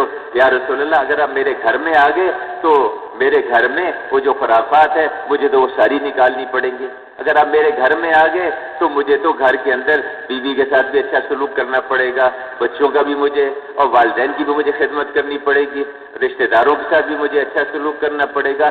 میں تو زمین کے جھگڑے میں بہن کے ساتھ کبھی بولتا نہیں ہوں، میں تو مکان کے جھگڑے میں چچا کے ساتھ مقابلے پہ کھڑا ہوں، تو میں یہ نہیں کر سکتا، میں یہ نہیں کر سکتا۔ آپ میرے گھر سے بھی تشریف لے جائیں بھائی، یہ ہمارا معاف کر دینا، یہ ہمارا۔ تو میرے بھائیو اللہ کے رسول ہمیں وہاں نہیں بھولے، ہم یہاں عمل میں بھول گئے۔ کھانے میں حضور کا طریقہ نہیں سامنے، پینے میں حضور کا طریقہ سامنے نہ رہا، لباس میں حضور کا طریقہ سامنے نہ رہا۔ یہ حضور کا یہ پرانے طریقے کا، سواری پہ کیسے بیٹھنا ہے، سفر کیسے کرنا ہے، شادی میں حضور کا کیا طریقہ، سب کو راضی کریں گے۔ سب سے زیادہ ناراض اللہ اور اللہ کے رسول کو کریں گے۔ یہ شادی ہے، شادی ہماری خوشی اللہ کی ناراضگی میں، ہماری خوشی اللہ کے رسول کی ناراضگی میں،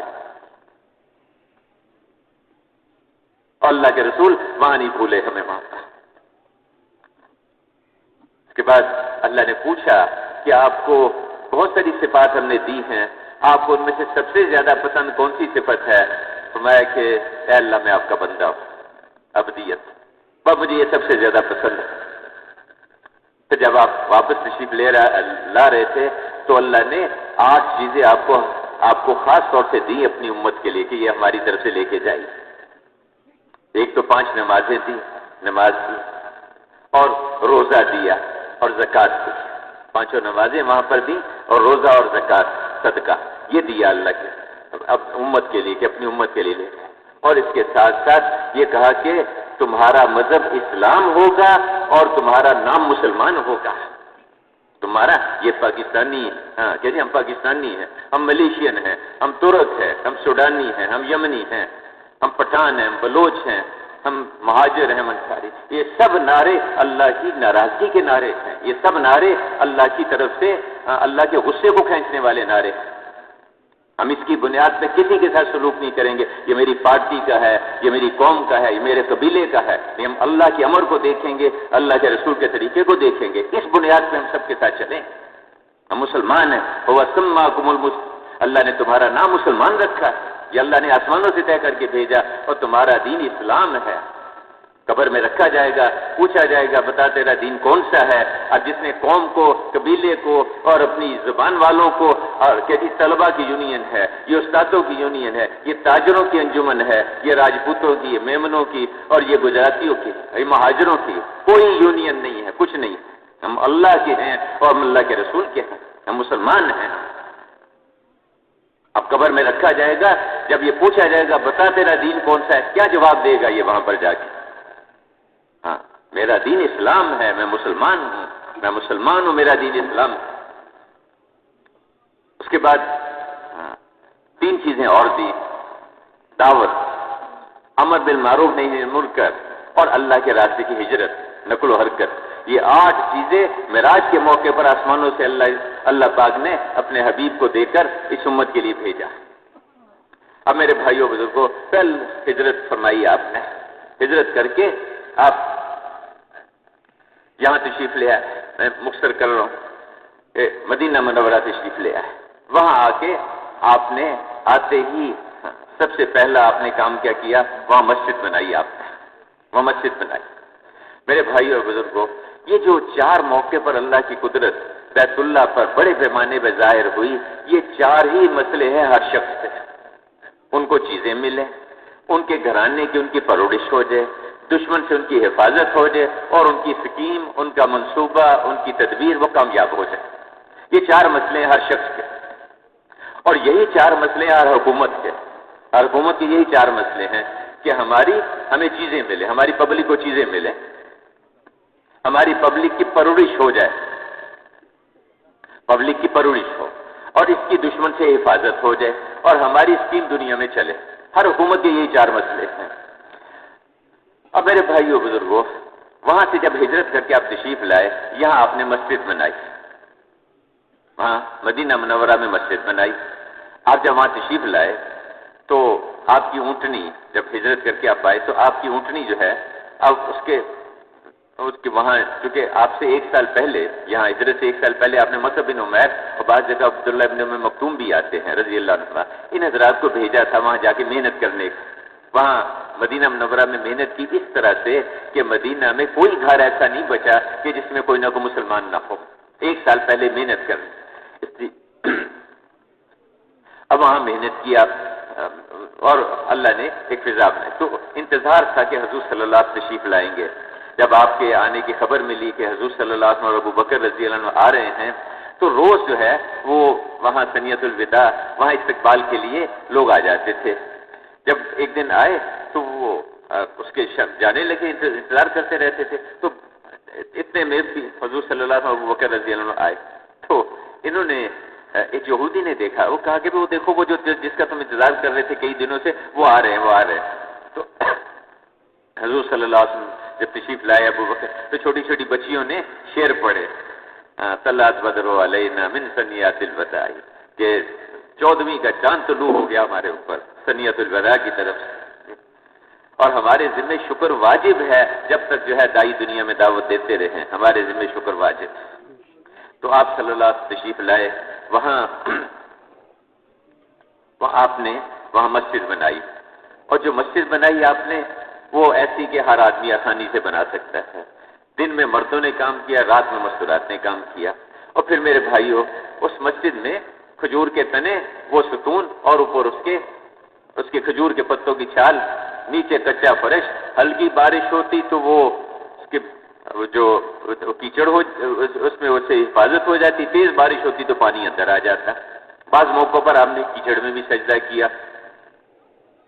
اور اس مسجد میں کوئی بیت الخلا نہیں، کوئی وضو خانہ نہیں، کوئی غسل خانہ نہیں، کوئی پکا فرش نہیں، کچھ نہیں، حتیٰ کہ کوئی چراغ بھی نہیں، حضرت تمیم داری رضی اللہ عنہ، انہوں نے پہلی دفعہ مسجد میں چراغ جلایا ہے۔ آپ صلی اللہ علیہ وسلم بہت خوش ہوئے، اتنا خوش ہوئے، آپ نے فرمایا کہ اگر میری کوئی بیٹی ہوتی، غیر شادی شدہ اگر کوئی بیٹی ہوتی تو میں اس کا نکاح اس کے ساتھ کر دیتا۔ ایک صحابی وہاں بیٹھے تھے، سمجھدار لوگ تھے، اللہ نے حضور کی مصاحبت کے لیے ان کو چنا تھا۔ آدم علیہ السلام سے لے کر اور قیامت تک کے آنے والے سارے انسانوں کی قلوب پر نگاہ ڈال کے اللہ پاک نے حضور کی مصاحبت کے لیے یہ چند لاکھ آدمیوں کو چنا تھا۔ یہ چنے ہوئے لوگ تھے حضور کی صحبت کے لیے۔ کہتے میرے صحابہ، ہر صحابی ستاروں کی طرح سے ہے، جس کے پیچھے بھی چلو گے تم کامیاب ہو جاؤ، منزل پہ پہنچ جاؤ۔ اور میرے کسی صحابی کو ہلکا سمجھنا، کہتے ان کے بغیر یعنی کوئی کام ہو ہی نہیں سکتا، جیسے کھانا جو ہے نمک کے بغیر مزیدار بن نہیں سکتا، اس طرح میرے صحابہ کے بغیر کوئی کام نہیں ہو سکتا، صحیح ہو ہی نہیں سکتا، ان کے پیچھے چلنا۔ تو آپ صلی اللہ علیہ وسلم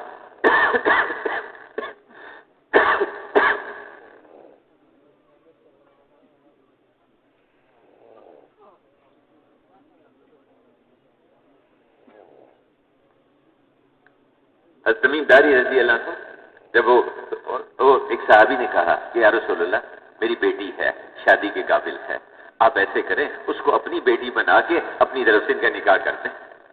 حضور نے ان کی اس بات کو فوراً قبول کیا اور ان کا نکاح ان کے ساتھ کر دیا۔ سمجھدار لوگ تھے، چونکہ سارے رشتے ختم ہو جائیں گے سوائے حضور کے ساتھ کا جو رشتہ ہوگا یہ قیامت کے دن بھی قائم رہے گا۔ اس لیے حضرت عمر رضی اللہ عنہ نے حضرت علی کرم اللہ وجہ سے بات کی تھی کہ وہ اپنی بیٹی کا نکاح میرے ساتھ کر دیں۔ میں چاہتا ہوں کہ میرا جو حضور کے ساتھ جو قرابت ہے یہ قرابت قیامت کے دن بھی قائم رہے۔ اس پہ حضرت علی کرم اللہ وجہ نے اپنی بیٹی کا نکاح حضور صلی اللہ علیہ وسلم کیا، ام کلثوم رضی اللہ عنہ۔ میرے بھائیوں، اب تمیم داری رضی اللہ عنہ سن 9 ہجری میں مسلمان ہوئے ہیں. 9 سال تک ساری نمازیں، فجر بھی اور مغرب بھی، عشاء بھی، سب اندھیرے میں ادا ہوتی رہی. تو خیر مسجد بنائی اور مسجد میں وہ اعمال شروع کیے جو اعمال وہاں انفرادی طور پر تھے، یہاں اجتماعی طور پر شروع ہوئے. میرے بھائیوں، آج بھی ہمارا کام کیا ہے؟ جہاں مسجد نہیں وہاں مسجد بنانا، اور مسجد بنی ہوئی ہے اور اس مسجد کو اعمال سے آباد کرنا. مسجدوں میں روزانہ مشورات ہو، مسجدوں کے اندر روزانہ ایمان کی دعوت ہو، ایمان کے تذکرے ہوں، اللہ کی طرف دعوت دینا، اللہ کی طرف بلانا. مسجدوں میں فضائل کی تعلیم ہو. آپ صلی اللہ علیہ وسلم مسجد میں تشریف لائے، کچھ ساتھی ادھر بیٹھے تھے، کچھ لوگ ادھر بیٹھے ہوئے تھے. یہاں کیا ہو رہا ہے؟ یہاں جی ذکر. ہاں. اور یہاں کیا ہو رہا ہے؟ یہاں کچھ سیکھنا سکھانا ہو رہا ہے، دین سکھایا جا رہا ہے اور دین سیکھا جا رہا ہے. آپ نے فرمایا یہ بھی خیر کی ڈھیری، یہ بھی خیر کی ڈھیری. مجھے اللہ نے معلم بنا کے بھیجا ہے اس حلقے میں آپ بیٹھ گئے جہاں سیکھنا سکھانا تھا. مسجدوں میں دعوت کی فضا، مسجدوں میں تعلیم کے حلقے، فضائل کی تعلیم کے حلقے، مسائل کا سیکھنا سکھانا. علماء کرام اس کی خود فکر کرنے والے ہوں کہ ہمارے محلے کا ہر آدمی عبادات کا دین سیکھے. دیکھیے تبلیغ میں دین نہیں سکھایا جاتا، وہ دین جس کا تعلق جد و جہد کے ساتھ ہے، محنت کے ساتھ ہے، اس کی طرف متوجہ کیا جاتا ہے. باقی اجمالی طور پر دین کی کچھ موٹی موٹی کوئی نماز، کوئی وضو کا طریقہ، کوئی غسل، تفصیلی دین جتنا ہے درخواست کی جاتی ہے کہ اپنے اپنے علاقے کے علماء کرام کی خدمت میں حاضر ہوں، وہاں سے دین سیکھیں، ان سے احکامات سیکھیں، تجارت کے احکامات ان سے سیکھیں، ملازمت کا دین ان سے سیکھیں، عبادات کا دین ان سے سیکھیں. نماز ہے، روزہ ہے، عمرے کے لیے جا رہے ہیں، حج کے لیے جا رہے ہیں، زکوٰۃ ضرور ذمہ ہے نہیں ہے، یہ سب چیزیں اپنی مستورات کے متعلق مسائل سب علماء سے پوچھیں. تو فضائل کے حلقے، فضائل کی تعلیم، کس عمل پہ اللہ کیا دیں گے، کس عمل پہ کیا ہوگا، یہ سب اعمال مسجدوں کے اندر اس کی فضا بنی ہوئی ہے. تو ایمان کی دعوت، فضائل کی تعلیم، مسائل کا سیکھنا سکھانا، قرآن شریف کی تلاوت، اللہ کا ذکر. آپ صلی اللہ علیہ وسلم قرآن شریف کی تلاوت کا ایک دفعہ صحابہ کرام انتظار کر رہے تھے، آپ کو آنے میں تاخیر ہو گئی. جب تشریف لائے تو فرمایا کہ اصل میں نے جو قرآن کا جتنا پڑھنا روزانہ اپنے لیے مقرر کر رکھا ہے وہ رہ گیا تھا، میں اس کو مکمل کر رہا تھا، اس لیے مجھے تاخیر ہوئی آنے میں. تو روزانہ اس لیے کہتے ہیں کم از کم 1 پارہ روزانہ قرآن شریف کی تلاوت آدمی کرے. اور جو حفاظ کرام ہیں ان کو اللہ نے یہ سعادت دی ہے، ان سے کہتے ہیں کہ 3 پارے روزانہ پڑھا کر، 3 پارے روزانہ اس کا اہتمام کریں. تو میرے بھائیوں، مسجدوں میں ان اعمال کا اہتمام، مسجدوں میں انفرادی دعوت، گشتیں، ملاقاتیں، لوگوں کو مسجد میں لے کے آنا، ان کو ان اعمال والا بنانا، ان کو اللہ کے راستے میں نکلنے پر تیار کرنا، اس کے لیے مسجدوں میں مشورے ہوں. اس کے لیے مسجدوں کے اندر حضور صلی اللہ علیہ وسلم یعنی مسجد میں مشورہ، آپ گھر میں مشورہ ہوتا تھا. بعض اوقات عشاء کے بعد حضرت ابوبکر عمر رضی اللہ عنہ آپ کے ساتھ بیٹھتے، فجر کی نماز ہو جائے، فجر کی نماز کا وقت ہو جاتا. تو یعنی کہ حضور نے فرمایا جس کا مفہوم ہے کہ اللہ اور اللہ کا رسول مشورے کا محتاج نہیں، لیکن اللہ نے مشورے کو خیر کی چیز بنایا. جب تمہارے مالدار سخی ہوں، بہترین لوگ تمہارے حاکم ہوں، آپس کے کام مشورے سے ہوتے ہوں، تو زمین کے اوپر رہنا قبروں میں دفن ہونے سے زیادہ اچھا ہے. تو مسجدوں میں روزانہ مشورہ، مسجدوں کے اندر روزانہ اس کا سوچنا کہ بھی ہماری مسجد ساری دنیا میں دین کے پھیلنے کا کیسے ذریعہ بنے، ساری دنیا میں اسلام کے پھیلنے کا کیسے ذریعہ بنے، گھر گھر میں ایمانی زندگی وجود میں آئے، گھر گھر میں اسلامی زندگی وجود میں آئے. اس کے لیے روزانہ مشورہ کرنا، اس کے لیے روزانہ فکر کرنا. ہر مسجد پوری دنیا میں ہدایت کے آنے کا ذریعہ بن سکتی ہے. اللہ نے ہمیں ترتیب ایسی دے دی. ہر مسجد کی جماعت فکر کر کے روزانہ کی ملاقاتیں، روزانہ کی گشتیں اور روزانہ کی محنت، پھر ہفتے واری جو گشت ہے، اس کے ذریعے محلے کے ہر مرد کو اس محنت پہ لا سکتے ہیں. اس کو ایمان والا بنانا، اس کو نماز والا بنانا، اس کو دعا والا بنانا. روزے کی جماعتوں کے ذریعے قریب کی بستیاں، بیرونی گشت کے ذریعے قریب کے محلے، چلے 3 چلے کی جماعتوں کے ذریعے ہر مسجد پوری ملک کے اندر اور 7 مہینے کی جماعتوں کے ذریعے پوری دنیا کے ملکوں میں دین کو پھیلا سکتی ہے. ہر مسجد کی جماعت پوری دنیا میں دین پھیلا سکتی ہے. اس کے لیے مشورہ کرنا، اس کے لیے سوچنا. جب مشورے کے لیے بیٹھے تو ساری دنیا کو سامنے رکھ کے بیٹھ کے سوچیں. سارے عالم کو سامنے رکھ کے اور پورے دین کو سامنے رکھیں اور پوری امت کو سامنے رکھ کے سوچیں کہ بھی کیسے ہماری مسجد پوری دنیا میں ہدایت کے آنے کا ذریعہ بنے، پورے عالم دین کے پھیلنے کا ذریعہ بنے۔ میرے بھائیوں بزرگوں، اس کام میں بچے کے اندر یہ سوچ پیدا کرنی کہ تو پورے عالم کا ذمہ دار ہے، تجھے اللہ نے پوری دنیا کے لیے بھیجا ہے، یہ معمولی سوچ نہیں ہے۔ اور قومیں اپنی سوچ کی وجہ سے بلند ہوتی ہیں۔ جس قوم کے اندر پورے عالم کو سامنے رکھ کے سوچنا، پوری دنیا کو سامنے رکھ کے یہاں بیٹھے جھونپڑی نما مسجد میں بیٹھے ہیں، پھٹے پرانے کپڑوں والا فقیر ہے، موچی ہے، دھوبی ہے، قصاب ہے، حجام ہے، لیکن وہ مسجد کی جماعت کے ساتھ جڑ کے سارے عالم کی ہدایت اس کا ذریعہ بن سکتا ہے۔ سارے عالم کو سامنے رکھ کے چلے، ہم جہاں بھی کام کریں گے، جہاں بھی عمل کریں گے، اس کا اثر پوری دنیا پر پڑے گا، پورے عالم پر پڑے گا۔ یہ جو گشت ہم یہاں کر رہے ہیں، اس کا اثر ساری دنیا کے ملکوں پر پڑے گا۔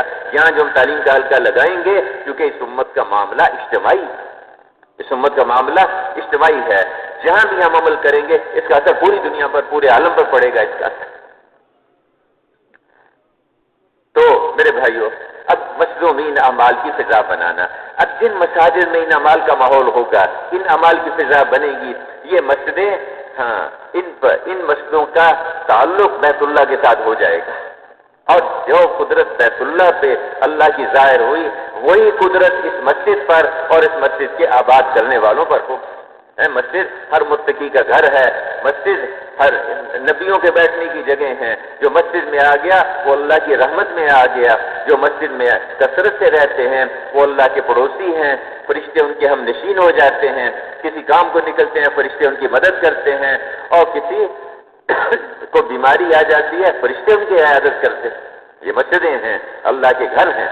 مسجدوں کو آباد کرنا، مسجدوں میں کثرت سے رہنا، مسجدوں کے آداب کا بھی خیال رکھنا، مسجدوں کے آداب کا بھی خیال رکھنا۔ اب میرے بھائیوں، مسجدوں کو آباد کرنا، تو اب مساجد، جب ان مساجد کا جوڑ ہے بیت اللہ کے ساتھ، جتنی دنیا بھر کی مسجدیں ہیں سب بیت اللہ کی بیٹیاں ہیں، سب بیت اللہ کی بیٹیاں ہیں۔ ان مسجدوں میں وہ اعمال جو بیت اللہ پہ، وہ اعمال جو حضور صلی اللہ علیہ وسلم جن پہ امت کو کھڑا کیا تھا، وہ اعمال ان مسجدوں میں ہوں گے، ان کا جوڑ بیٹھے گا بیت اللہ کے ساتھ، اور بیت اللہ کا جوڑ ہے اللہ کی قدرت کے ساتھ۔ تو جیسے اللہ نے وہاں ان کی پرورش کی، اللہ نے ان کی حفاظت کی، اللہ پاک نے ان کی تربیت فرمائی، اسی طرح ان مسجدوں کو آباد کرنے والے اللہ پاک ان کو غیب سے چیزیں دے گا، اللہ پاک ان کی پرورش کرے گا، اللہ ان کی اور ان کے گھرانوں کی حفاظت کرے گا، اور اللہ پاک ان کے مشوروں کو دنیا میں چلائے گا، ان کی تدبیروں کو دنیا میں پھیلائے گا۔ اگلا کام کیا کرنا ہے؟ ہر گھر کو مسجد کی شاخ بنانا ہے، ہر گھر کو مسجد کی شاخ بنانا۔ وہی اعمال جو مسجدوں میں ہوتے ہیں وہی اعمال ہر گھر میں جاری ہے۔ گھروں میں ہماری مستورات، ایمان کی دعوت، ایمان کے تذکرے۔ حضور کے زمانے میں عورتیں بھی دعوت دیتی تھیں، عورتیں بھی ایمان کی بات کرتی تھیں۔ خدیجہ رضی اللہ عنہ، میں نے عرض کیا کہ پہلے دن کتنی عورتیں ہیں جو خدیجہ رضی اللہ عنہ کی دعوت پر ایمان لائیں۔ حضرت ام جمیل رضی اللہ عنہ جو حضرت عمر رضی ان کی ہمشیرہ ہیں، جنہوں نے ان کو دعوت دی تھی حضرت عمر رضی اللہ عنہ کو، اور انہوں نے ان کی پٹائی بھی کی تھی۔ اے ام جمیل، یہ حضرت ان کی جو ہمشیرہ، ان کو دعوت خدیجہ رضی اللہ عنہ نے دی تھی، ان کی دعوت پہ ایمان لائیں۔ اور کتنی عورتیں ہیں جن کو حضرت خدیجہ نے دعوت دی، ان پہ ایمان لائیں۔ ام جمیل نے دعوت دی، اور ام شریک رضی اللہ عنہ مکہ میں عورتوں کو دعوت دیتی تھی گھروں میں، اور ان کو جا کے سمجھاتی تھی، ایمان لاتی تھی، حتیٰ کہ جو قریش مکہ تھے، کفار تھے، ان کہ یہ تو ہماری عورتوں کو بھی خراب کر رہی ہے، ان کو سزا دینے کا سوچا، اور ان کو جو ہے رسی ہاتھوں سے باندھ کے ان کو 6 آدمیوں کے ساتھ بھیجا کہ جاؤ اس کے میکے اس کو چھوڑ کے آ جاؤ۔ خیر وہ لمبا واقعہ ہے۔ راستے میں اللہ پاک نے جو ہے ایسا معجزہ دکھایا، وہ بیچاری نڈال ہو گئی، مرنے کے قریب ہو گئی۔ اللہ نے آسمانوں سے ڈول اتارا، اس کا پانی پیا، بڑے حیران ہوئے جو مشرکین تھے جو ان کو لے کے جا رہے تھے۔ جب اٹھے دیکھا کہ یہ تو کیا قصہ ہوا، انہوں نے سارا واقعہ سنایا اور دعوت دی، اور وہ 6 کے 6 جو قتل کرنے آئے تھے، جو جان سے مارنے آئے تھے، جو وہاں سے نکالنے کے لیے آئے تھے، وہ 6 کے 6 ایمان لے آئے۔ تو عورتیں بھی دعوت دیتی تھیں گھروں میں، عورتوں کو سے بات کرتی تھی، ان کو دعوت دیتی تھی، اور گھروں کے اندر فضا ایسی تھی، ایمان کے تذکرے، آخرت کے تذکرے، اعمال کے تذکرے ہوتے تھے۔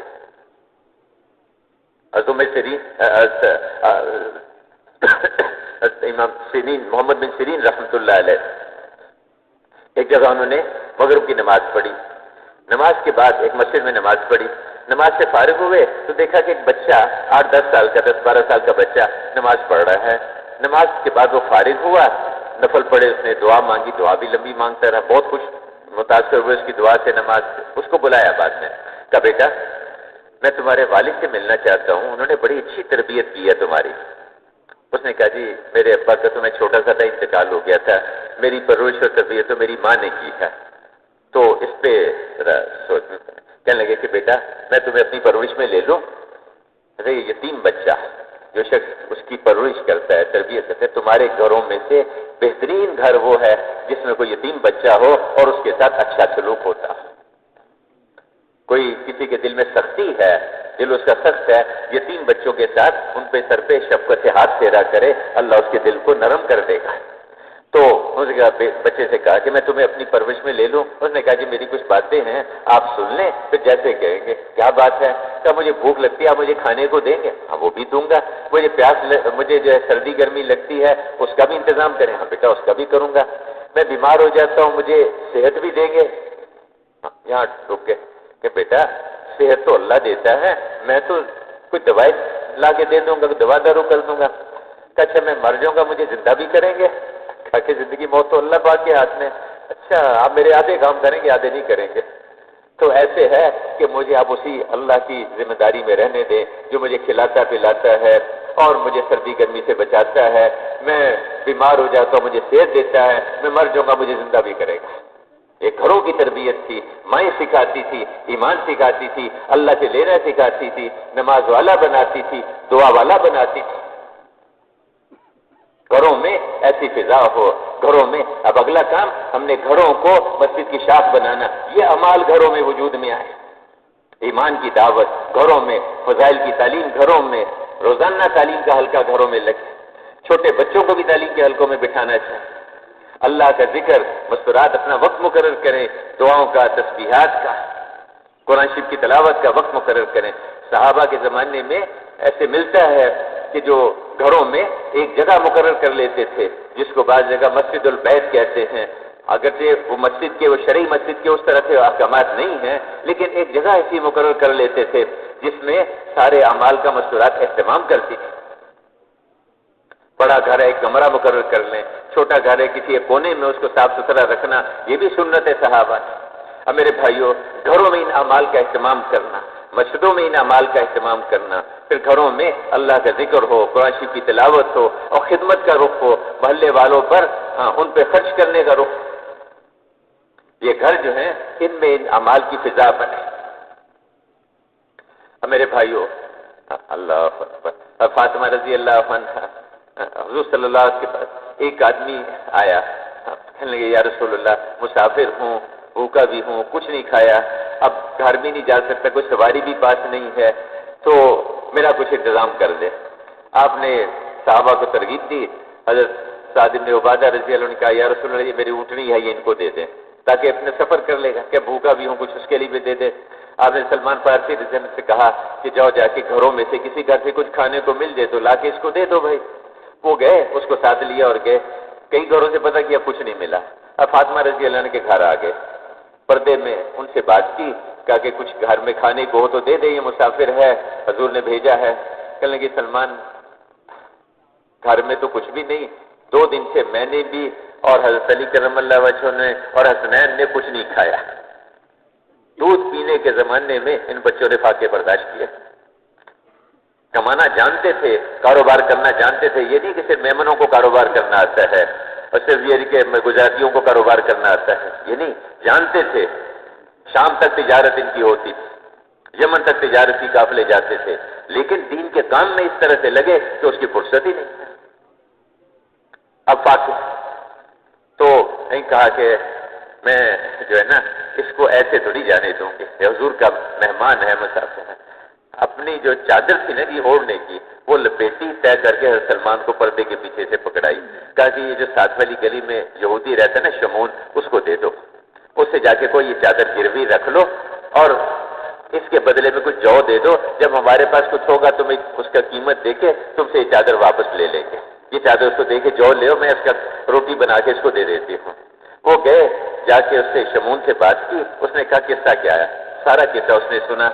بہت متاثر ہوا، کہنے لگا کہ یہ نہیں ہوگا، یہ نہیں ہوگا، چادر لپیٹی واپس کی، 350 جو بھی دیے، کہا کہ سلمان یہ نبوت ہے، یہ نبوت ہے، جاؤ فاطمہ سے کہہ دو میں تیرے باپ پہ ایمان لے آیا، تیرے باپ پہ ایمان لے۔ ہمارے گھر لوگوں کی خدمت کا ذریعہ تھا، ہمارے گھر پڑوس والوں کے لیے ان کے لیے نفع کا ذریعہ، گھروں میں ایسی فضا، ایمان کی دعوت، فضائل کی تعلیم، مسائل کا سیکھنا سکھانا، گھروں کی جو مستورات ہیں ان کے متعلق مسائل ہم علماء سے پوچھ پوچھ کے ان کی رہنمائی کریں، علماء سے پوچھ پوچھ کے اپنی گھروں کی جو گھر کی جو مستورات ہیں ان کو سکھائیں دی۔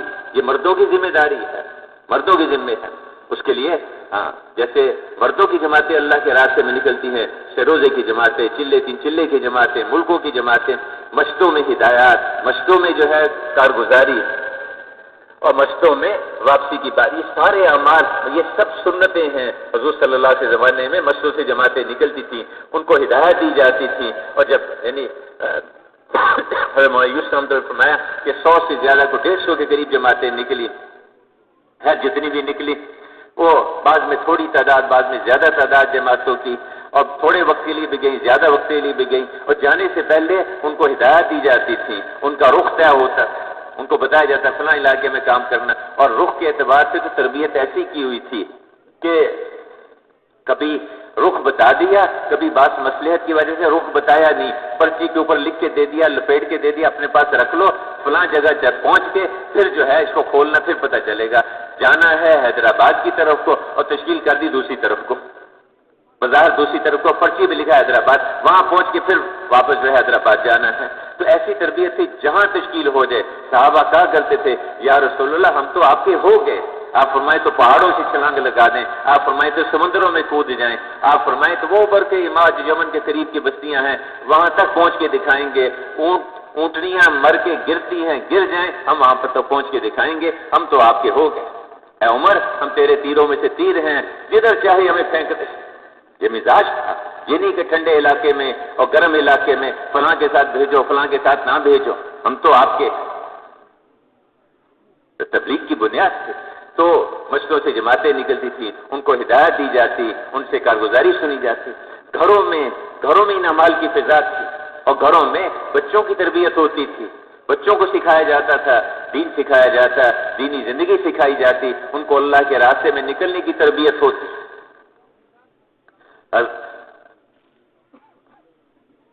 افرا رضی اللہ عنہ 7 بیٹے، 7 بدری ہے، 7 بدری ہے، ایسی ترغیب دیتی تھی مائیں، 7 بدری، 2 بیٹے معاذ اور معوذ وہ ابو جہل کے قتل ہونے کا ذریعہ بنے۔ حضرت فضل رضی اللہ عنہ 10 بیٹے ہیں اور دنیا کے 10 ملکوں میں ان کی قبریں۔ قسم بن عباس رضی اللہ عنہ وادی فرغانہ، یہ روس میں کرغزستان اور ازبکستان کا جو سرحد ہے اس علاقے میں وادی فرغانہ میں ان کی قبر ہے۔ تو مائیں ایسی گھروں میں ترغیب دیتی تھیں، بچے اللہ کے راستے میں نکلتے، عورتیں بھی اپنے مردوں کے ساتھ اللہ کے راستے میں نکلتی تھیں۔ تو گھروں میں ان اعمال کی فضا ہو، نقل و حرکت کی فضا ہو، گھروں کے اندر دینی زندگی سیکھی جا رہی اور سکھائی جا رہی۔ تو دوسرا کام گھروں کو مسجد کی شاخ بنانا، اور یہ مسجد والے اعمال ہر گھر کے اندر جاری ہوں۔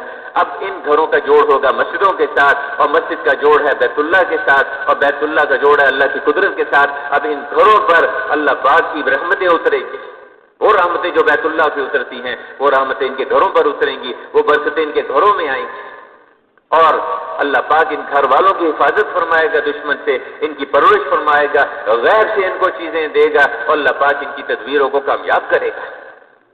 تو اگلا کام اپنے ہر گھر کو مسجد کی شاخ بنانا، ہر گھر کو مسجد کی شاخ بنانا۔ اگلا کام کیا؟ کمائی کی جگہ کو مسجد کی شاخ بنانا۔ اس یقین کو مسجد سے سیکھا، اللہ کے دھیان کو مسجد والے ذکر سے سیکھا، اس اللہ کو راضی کرنے کا جذبہ، اخلاص کو مسجد والے اعمال سے سیکھا، اور پھر میرے بھائیوں بزرگوں اس دھیان کے ساتھ، اس یقین کے ساتھ، اس اخلاص کے ساتھ حضور والا طریقہ، فضائل کا استحضار، اس کے ساتھ اپنی کمائی کی جگہ پہ جائیں گے۔ کاروبار جب ان صفات کے ساتھ ہوگا، صحیح یقین سے ہوگا، اللہ کے دھیان کے ساتھ ہوگا، اخلاص کے ساتھ ہوگا، اللہ کو راضی کرنے کے لیے اس یقین کے ساتھ کہ میری روزی کاروبار میں نہیں ہے، وَفِي السَّمَاءِ رِزْقُكُمْ، میری روزی آسمانوں میں ہے، اللہ پالنے والے، اور وعدہ کر رکھا اللہ نے روزی ملے گی مجھے۔ اس کے ساتھ نہیں، مجھے تو اس کاروبار میں اللہ کے احکامات پورا کرنے ہیں، جو یقین کے ساتھ چلے گا، اس دھیان کے ساتھ چلے گا کہ اللہ پاک مجھے دیکھ رہے، اللہ دیکھ رہے ہیں مجھے، یہ کبھی جھوٹ نہیں بولے گا، کبھی دھوکہ نہیں دے گا، کبھی ملاوٹ نہیں کرے گا، ایسا تاجر اس کا حشر انبیاء اور صدیقین کے ساتھ ہوگا۔ بعض اللہ والوں نے کہا کہ بازار تو اللہ کے دسترخوان ہے، وہاں سے اللہ کی مخلوق کو روٹی ملتی ہے، لیکن کب؟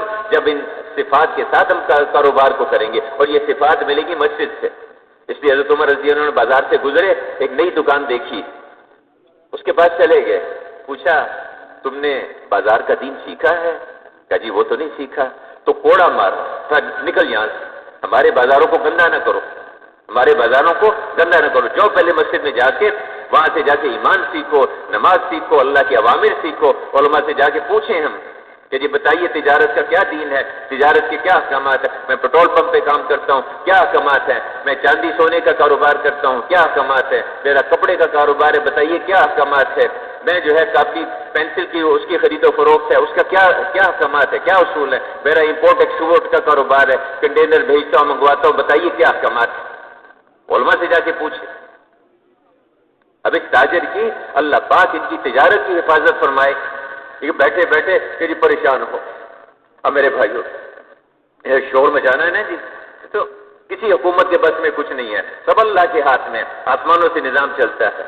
اور دیکھیے ایک بات بیچ میں ایسے آ کہ یہ جو ہے نا کہ آدھے دن جو ہے وہ بستروں پہ گزار دینا، 12-1 بجے جو ہے وہ جا کے کاروبار پہ 2-2 بجے پہنچنا، اور آدھی رات وہ اس پہ دکانوں پہ دھکے کھاتے رہنا۔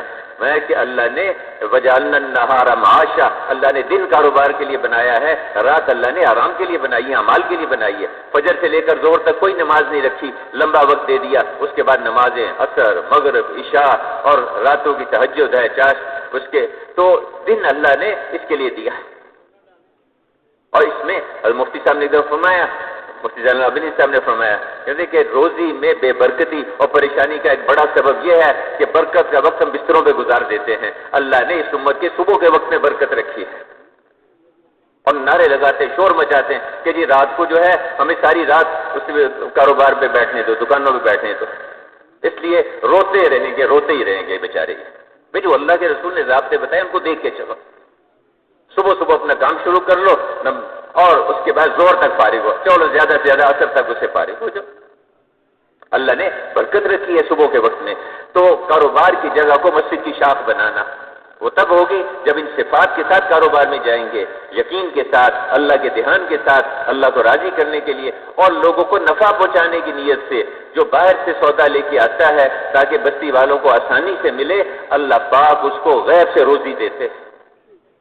اور جو اس لیے روک لیتا ہے، کبھی پیٹرول کو روک لیا، کبھی گندم کو روک لیا، کبھی چاول کو روک لیا، لوگوں کو ضرورت ہے، کتاریں لگی ہوئی ہیں، لوگ بیچارے منتیں کر رہے ہیں، یہ اس لیے کہ قیمت زیادہ ہو جائے، مہنگا ہو جائے۔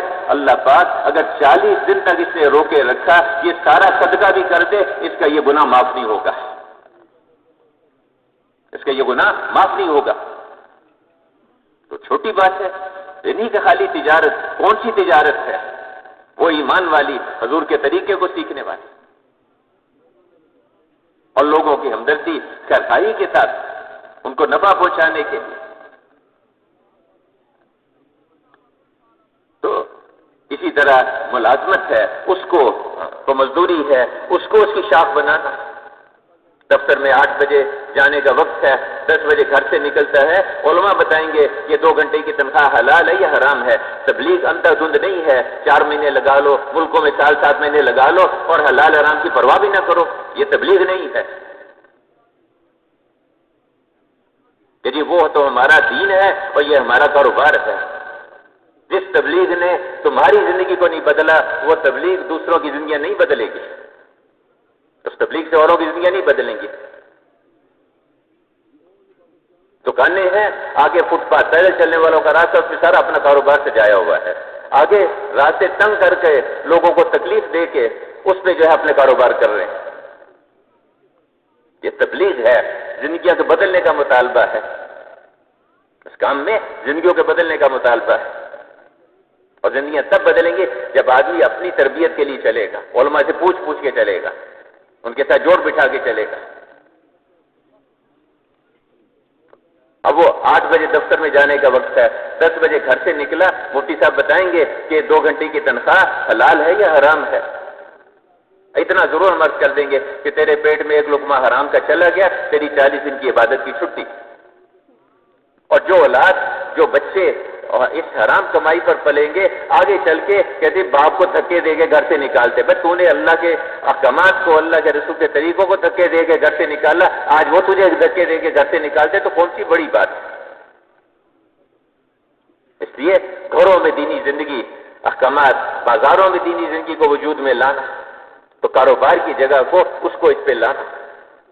اب یہ جو مزدور ہے، جو مزدوری اللہ کے احکامات سیکھ کے کرے گا، مسجد کے ساتھ جڑ کے سیکھے، اس کو سیکھے گا، صحیح یقین سیکھے گا، حضور والا طریقہ سیکھے گا، علماء سے مسائل سیکھے گا، اخلاص سیکھے گا، اللہ کا دھیان سیکھے گا۔ کیا فرمایا؟ القاسب حبیب اللہ، یہ اس طرح مزدوری کرنے والا، ہاتھ سے مشقت کر کے کمانے والا، یہ تو اللہ کا دوست ہے، اللہ کا دوست۔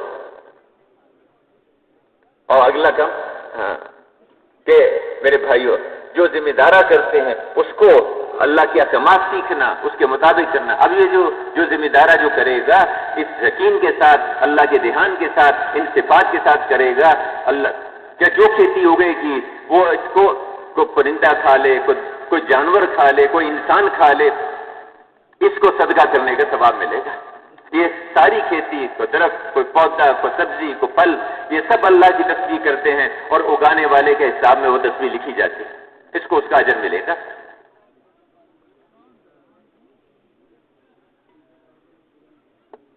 تو اگلا کام کاروبار کی جگہوں کو مسجد کی شاخ بنانا ہے۔ اب یہ جو کاروبار کی جگہیں جب ان صفات کے ساتھ ہوں گی، ان کا جوڑ مسجد کے ساتھ، مسجد کا جوڑ اللہ کی قدرت کے ساتھ، اور بیت اللہ کے ساتھ، بیت اللہ کا جوڑ اللہ کی قدرت کے ساتھ ہے، ان کے کاروبار کی اللہ حفاظت کرے گا، ان کی دکانوں کی اللہ حفاظت کرے گا، ان کے کھیتوں کی اللہ حفاظت کرے گا، اور اللہ پاک ان کے نظام کو چلائے گا۔ اور اگلا کام کیا؟ اپنے معاشرے کو، اس کو مسجد کی شاخ بنانا، عدل کے ساتھ چلنا، انصاف کے ساتھ چلنا۔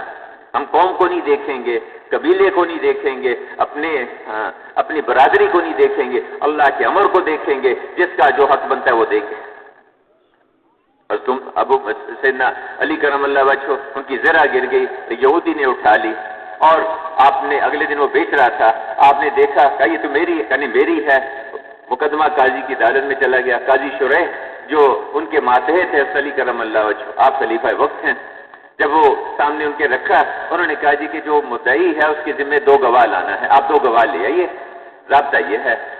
2 گواہ لے آئے، ایک اپنا غلام عنبر اور دوسرا اپنے بیٹے حسنین میں سے کسی کو لے آئے۔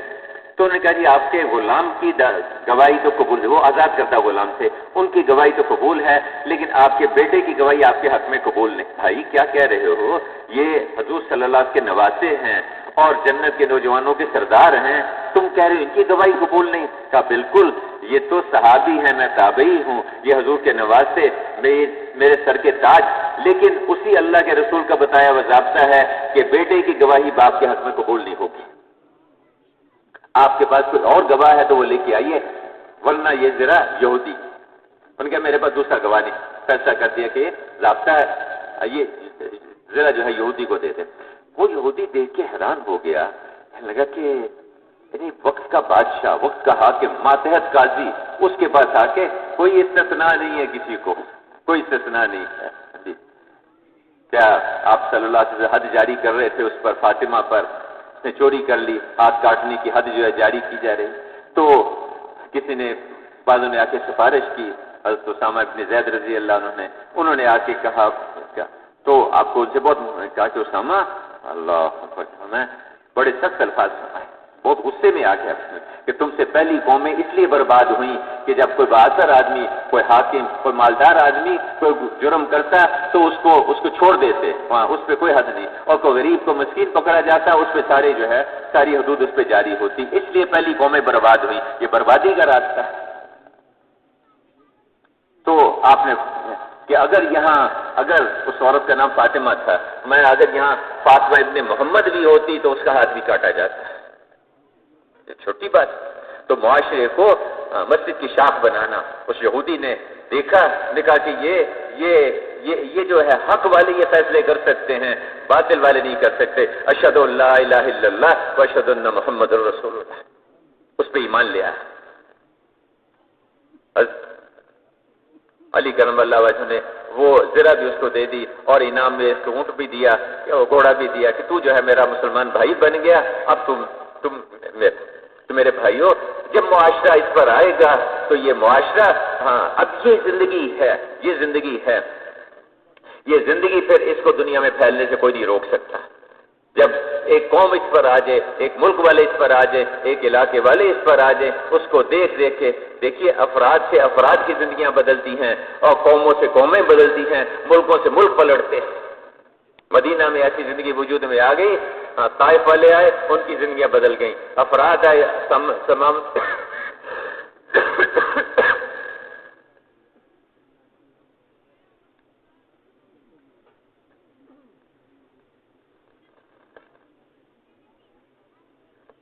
سمامہ ابن اسال آئے، ان کی زندگی بدل گئی، افراد آئے، افراد اسلام میں داخل، قومیں آئیں، قومیں اسلام کی طرف پلٹتی چلی گئیں، پھر اس زندگی کو لے کے چلے، صحابہ کرام ساری دنیا میں پھیلے جماعتیں بن کے، اور میرے بھائیوں بزرگوں تھوڑے سے عرصے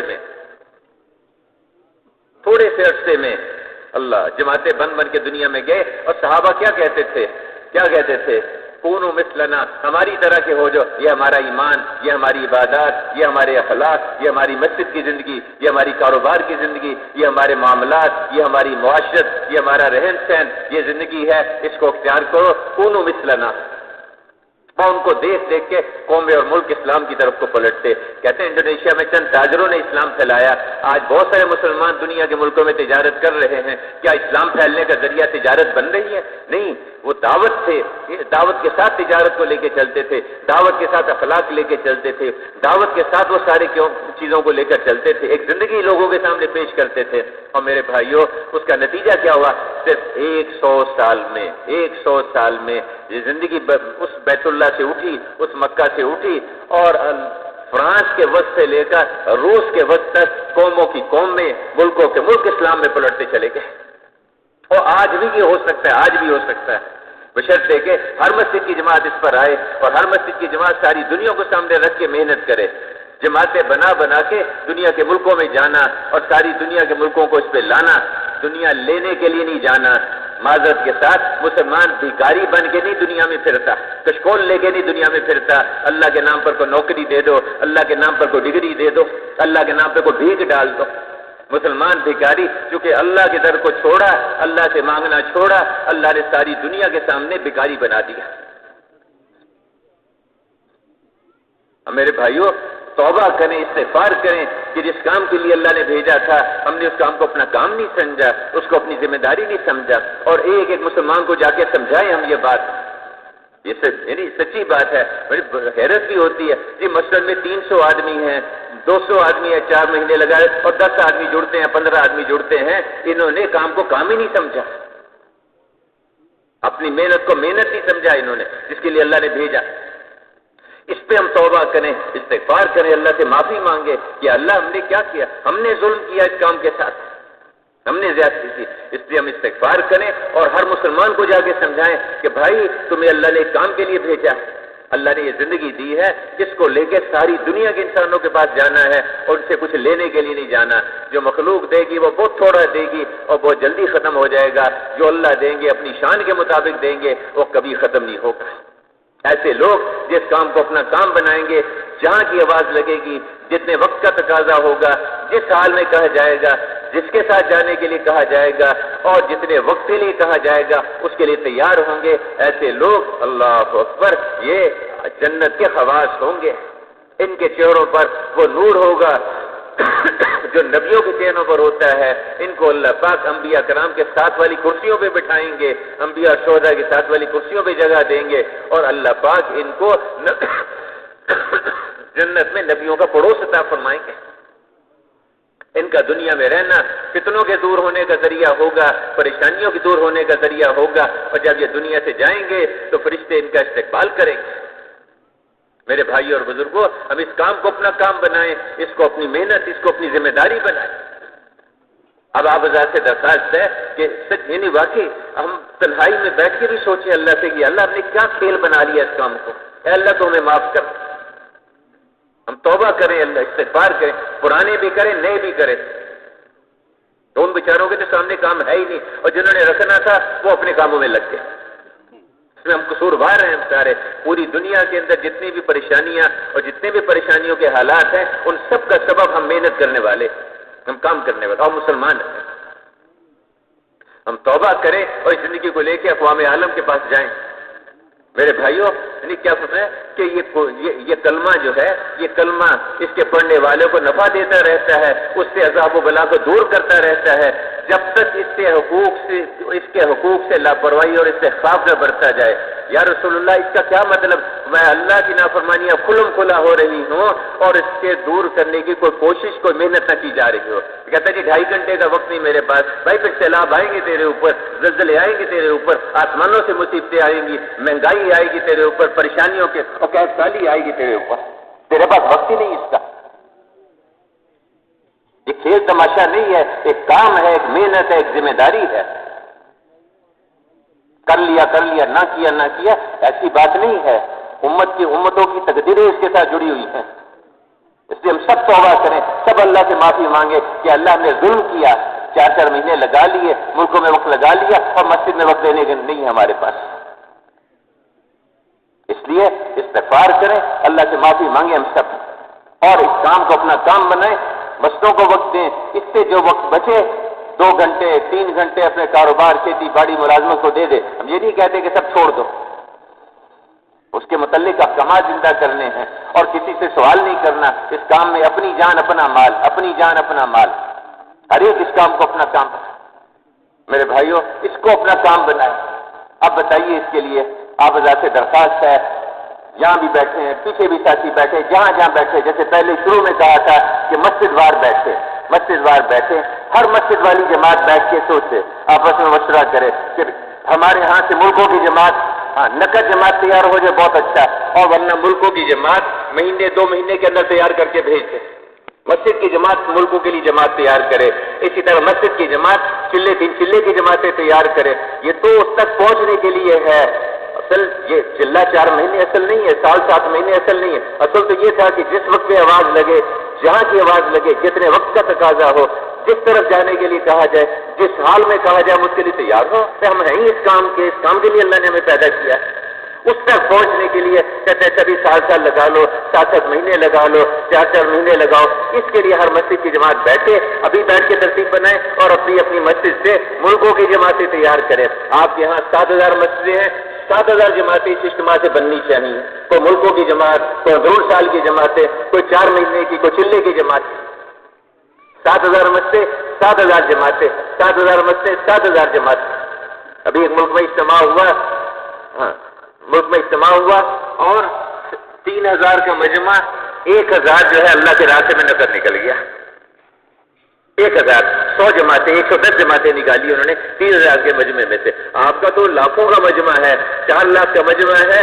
چلو اس کا آدھا نہیں، 1/3 تو نکل جائے اللہ کے راستے میں. آپ کی تو 15000 جماعتیں بننی چاہیے. یہاں ہر مسجد سے 2 جماعتیں بنائیں، ہر مسجد سے 3 جماعتیں بنائیں، 4 جماعتیں بنائیں، 15000 جماعتیں نکلنی چاہیے. اس لیے آپ ذات ہمت کریں، فرمائیں مسجد وار بتائیں، ملکوں کی جماعتیں اور ملک کے اندر کی جماعتیں، 4 مہینے کی، 40 دن کی جماعتیں، سال کی جماعتیں. فرمائیں آپ جی مسجد وار. پیچھے جو ساتھی ہیں وہ اپنے حلقے میں لکھوائیں اور اٹھ کے کوئی نہ جائے. کوئی بیمار، کوئی معذور، کوئی بوڑھا، کوئی سنجے کا تقاضا ہوتا ہے، اس کی بات الگ. باقی سب بیٹھے رہیں. جی بھائی.